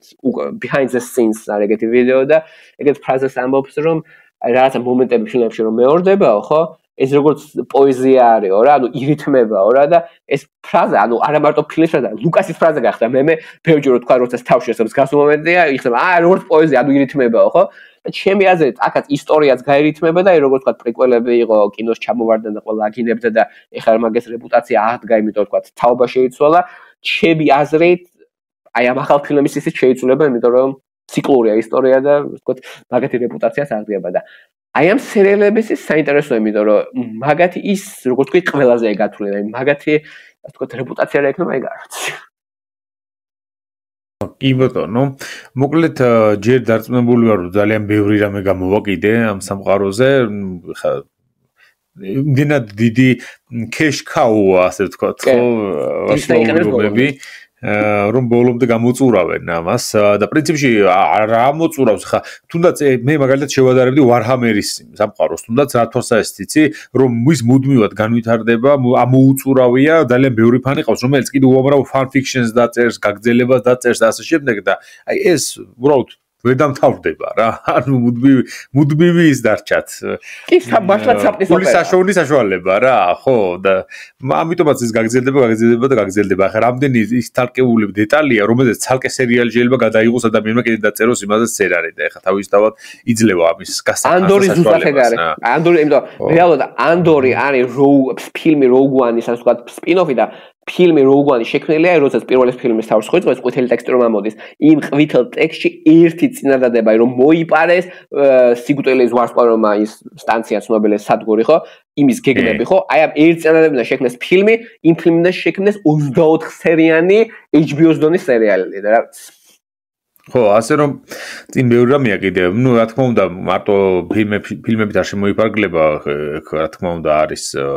თამაშები, წიგნები, ხო, თამაშები ძალიან ბევრი, სხვადასხვა. განსაკუთრებით ყველაზე ცნობილი მაინც არის Knights of the Old Republic, ანუ რესპუბლიკის ეგ სხვადასხვა მართლა კარგი თამაში არის, მაგრამ ისე უმეტესობა რაც აქვს გაკეთებული, საკმაოდ ჩავარდნილია. ანუ ვერ შედგა და ფანები ძალიან იწუნებდნენ და ეს ალბათ იგივე დამოკიდებულება, რაც თუნდაც რომელსაც ფილმების მიმართ აქვთ ხოლმე ორიგინალი ტრილოგიის მოყვარულებს, აი დაახლოებით ეს თამაშების გავსკავსი რაღაცა არსებობს, ესეთი დამოკიდებულება. მე ერთ-ერთი რასაც ველოდები, ხოთეშორის მე ვიტყოდი, რომ მე ვისურვებდი real time სტრატეგიას. კი, გაიქნებოდა. დომზე ხო აი დაახლოებით აი Dawn of War რო არის Warhammer-ის თუდაც მსგავს სტილში ძალიან კარგი იქნებოდა ყველაფერი აქვს მაგისთვის რომ გაკეთდეს რა ასეთი და ალბათ ავტორ უფლებების და ნუ რაღაც საკითხებია კიდევ რომ ამ ფორმით გადმოსცენ და უფრო მეტად ჯერჯერობით რო single player და ნუ multiplayer თამაშები გამოდის ხოლმე ამ თემაზე თუმცა რა ვიცი ძალიან დიდი მომავალი აქვს და განვითარდება დარწმუნებულად მაგასაც გააკეთებენ და კიდევ ძალიან ბევრ რამეს შესაბამისად ნუ მოსაწყენად დრო არ ექნება ვარსკვლავური ომების მოყვარულს ან ახალ ფანს ხო იმიტომ რომ წარმოიდგინე რამდენი რამე აქვს ანახავი ხანახა პირველი ტრილოგია ვთქვა ან რომელიღაცა აი ეგ რა წინაზე რომ წინაზე ვლაპარაკობთ რომ საერთოდ დავიწყოთ ხო აი რომ მე წინაზე ვთქვი რომ ანუ რეალურად ყველაზე safe ანუ ყველაზე ისეთი უხებადი choice ისა რომ უყურეთ ლუკასის 6 ფილმს და არაფერი არ შეგა როგორც გინდა თქვა 1 2 3 4 5 6 ან 4 5 6 1 2 3 ხო მე რჩევს უკვე ვიძლებდი და აი ეხლა რომ შევხედოთ თქვა აი 50 სერიალი ანიმაციურები სერიალები თამაშები კომიქსები ფილმები რამოდენიმე ტრილოგია ხო მაგ ადამიანი მართლაც შეიძლება დაიბნეს აი აქაც ეს მომენტი მას ხაზს გავწუდი რომ მართლაც ეს თაობები რატომ ამ მნიშვნელოვანი თაობში ხო აი ცნობილი რომ ანუ შვილიშვილის მამის და ბაბუის თაობა როგორც უჩხუბება ერთმანეთს და აი ჩემ დროს უკეთესი იყო აი ჩემ დროს ეგეც თაროსი იყო ჩემი ის მინდა ვთქვა რომ ფანატები ხო ეს fan base ხო აქამდეა გახლეჩილი აქამდე რაც ის ამახალი ტრილოგია ეს მერვე ეპიზოდმა რომ გახლეჩა და კი იქამდე პრიკველებმა ერთი კონსენსუსი არსებობს და თქვა და ზოგი საერთოდ ამას ეგეთი ფრაზა რომ Star Wars-ი ზოგადად მკვდარია. მე სამკვდარი ფრანჩიზა რომ ანუ ჯერჯ ლუკასმა მოკლა და მე დისნემა მოკლა. მე მაგას პირიქით ვეწინანდეგი, იმიტომ რომ როგორ შეიძლება ფრანჩიზა იყოს მკვდარი თუ ყოველ წელს უშვებს და უშვებს ახალ პროექტს, ახალ სერიალს, ან ახალ ფილმს, ან ახალ თამაშს, ანუ აქტიური მანქანა რა თქვა როგორც Marvel-ს, თქვა სულ ახალ და ახალი ისინი გამოძა. უბრალოდ მკვდარი კი არა, უბრალოდ იმხელა ლუკასის დროსაც დაიწყოს და იმხელა მასშტაბით ახალი და ის გამოც განსაკუთრებით ახლა სერიალი რო ვახსენებ რომ ყველაფერი ყველასთვის არ არის და მართლაც და როგორც თქვი თაობებათა დაყოფილი და ნუ 70 წლებიდან მოდის და როგორც თქვა ბაბუა ამბობს რომ ჩემ დროს უკვე ეს თაროსი იყო და ჩემ დროს აი ეს იყო ჭეშმარიტ თაროსი და შვილიშვილი ამბობს რომ არა ნუ ეგ კი კაია და მომწონს და რაღაც ანუ მე ეგ ჩემს თაროსი თქვა ეგ არა მე გავიზარდე ზოგიერთ რომ ეგ კლავს ფრანჩიზაზე და მაგის გამოგუტარი მე მაგას არ ვიწევდი და პირიქით ჩემს ეგ აცოცხლეს ფრანჩიზი რომ ეგეთი ცოცხალი აი intergeneration ანუ აი თაობებად რომ დაყოფილი ეგ ჩემი საკუთარ უნიკალური რაღაცა და ბევრ ფრანჩიზას არ გააჩნია ნუ შეიძლება Star Trek-ია კიდე ეგეთი უფრო ბებერია Star Wars-ზე პირიქით ეგ აძლევს მაგ ფრანჩიზას თავის სილამაზეს და სიცოცხლე უნარიანობას იმიტომ რომ იმ თითქოს ყოველი ასაკის ადამიანისთვის არის რაღაცა რაც შეიძლება მოიწონოს კი შეიძლება უფრო ახლები არ მოიწონოს ან რაღაცა შუა თაობის იმან რაღაცა ნაწილი ფიქრი შეძლოს და აღიაროს კინოს სიკვდილია მაგრამ ხო არის რაღაცა რაც მოწონს და ჩემია რახან ესეთი ფართო არის და ყოველი ასაკის და თაობის და ადამიანისთვის არის რაღაცა აი ქმნის მაგ ფრანჩიზას ესეთ ცოცხალს და ან ასე ვთქვათ ცოცხლება უნარიანს კი ნამდვილად მოკლედ არ ვიცი ამ ესეთი თემაა რომ შეგვიძლია დაუსრულებლად გავარჩიოთ ხან საინტერესო ფაქტები, ხან მსახიობები, ხან რეჟისორები, ხან სერიალები, ხან ფილმები ძალიან ესეთი რა ვრცელი და ხა ქართული აუდიტორია არ არის დიდი რა თქმა უნდა. სამწუხაროდ კი. ხო, ხა ინგლისურენოვანი არხი რო კონდეს, შეგიძლია სათითაოდ ყველაფერი განიხილო აქედან თითო ეპიზოდის გაშლით და 100,000 მოსმენა კონდეს, ხო, ამას იმიტომ რომ რა თქმა უნდა ძალიან ბევრს უყვარს და ინგლისურენოვან სამყაროში განსაკუთრებულად საყვარელი ისა, ხო, ფრენჩიზას შესაბამისად, ჩვენთვის პოდკასტის საკმარისია. ფანები Facebook-ზე რო შევხედოთ, არის თავის ფან პეიჯი რო გაწევრიანებული, ანუ კი, სამწუხაროდ პატარა მაგრამ ანუ ფანატები არიან. აი თქვა არ ვიცი დეტალებში აღშევარ, აი ძალიან ბევრი იყენებენ თქვა პოლიტიკა, აი ჩვენ პოლიტიკური ფონის სალაპარაკოც Star Wars-ის ფრაზები და ძალიან უხდება. ანუ კი, არის ხალხი ვინც უყვარს Star Wars საქართველოში. კი ბატონო, ძალიან კარგი იმედია ნახავენ ამ ეპიზოდსაც და გაუხარდებათ. ანუ მწარე პოდკასტშიც გაჩნდა ამ თემაზე. თან უკვე მეორე ეპიზოდი დაუთმეთ ასეთი რამ ახლა რომ ძირითადად ვიცის მსმენელო 90% ისტორიაზე ვიცერთ ხოლმე და შიგადაშიგ არის ასეთი ტიპის ეპიზოდები ზოგჯერ ჩემს საყვარელ ფენტეზი თემებზე მათ შორის ბეჭდების დანებელზე Witcher-ზე ქონია ეპიზოდი ასევე კომიქსებზე შენთან ერთად რომ ჩავწერეთ წინაზე თუნდაც ვარსკვლავურობებზე ლიტერატურაზე არის რამდენიმე ეპიზოდი ანუ 10 ეპიზოდი დაახლოებით და კიდევ უფრო მეტი მანამდე საბას აპლიკაციასთან ერთად დავიწყებდი მომზადებას ასეთი ლიტერატურული ეპიზოდებისა ასე რომ ყველა გემოვნების ადამიანისთვის არის რაღაც მოიძებნება მწარი პოდკასტზე თორე შორის მთხოვეს ვარჰამერის ფანებაც მთხოვეს რომ იქნება ერთი გააკეთო ვარჰამერზე ცოტა რა ვიცი თუ ვინმე კარგ მწოდნეს თუ ვარს ვიშოვი ამ თემაზე იმიტომ რომ მე ჩემ კომპეტენციას ვარჰამერზე არ ვენდობი ჯერჯერობით ყოველ შემთხვევაში ამასაც შემოგთავაზებთ იმედი მაქვს რომ ერთ-ორ ეპიზოდს ამ დღეებში ჩავიწერ, მაქვს გეგმაში რამდენიმე და მალევე შემოგთავაზებთ კიდევ როცა ამ ეპიზოდს მოусმეთ, ახალ მოსასმენს მალევე შემოგთავაზებთ. ასევე მადლობა ირაკლი ამ თემაზე საინტერესო საუბრისთვის. იმედი მაქვს მალე დამბრუნდები ისევ პოდკასტში. ჩვენ მანამდე ვისაუბრეთ და ვახსენეთ რიდლი სკოტის ცნობილი ელიენი და ეს ფრენჩაიზი ზოგადად უცხოსი, რომელიც ასევე შესანიშნავი სამეცნიერო ფანტასტიკა არის და ნამდვილად იმსახურებს ის თავის ადგილს, იმიტომ რომ თუნდაც თავისი სტილით, არტით, მიდგომით და ყველაფრით არის ერთ-ერთი უნიკალური თავის ჟანრში და ესეც დავიტოვოთ სამომავლო გეგმად, რომ შეიძლება ამაზე ისტორია კინოსთვის. კი, საინტერესო ისტორია ძალიან კინოსთვის, პლუს თავისი მხატვრით და ღირს ნამდვილად ამაზე გაკეთება. მომავალ პოდკასტამდე გემშვიდობებით მსმენელებო და იმედი მაქვს რომ მალე შევხვდებით ისევ. გემშვიდობებით, მადლობა.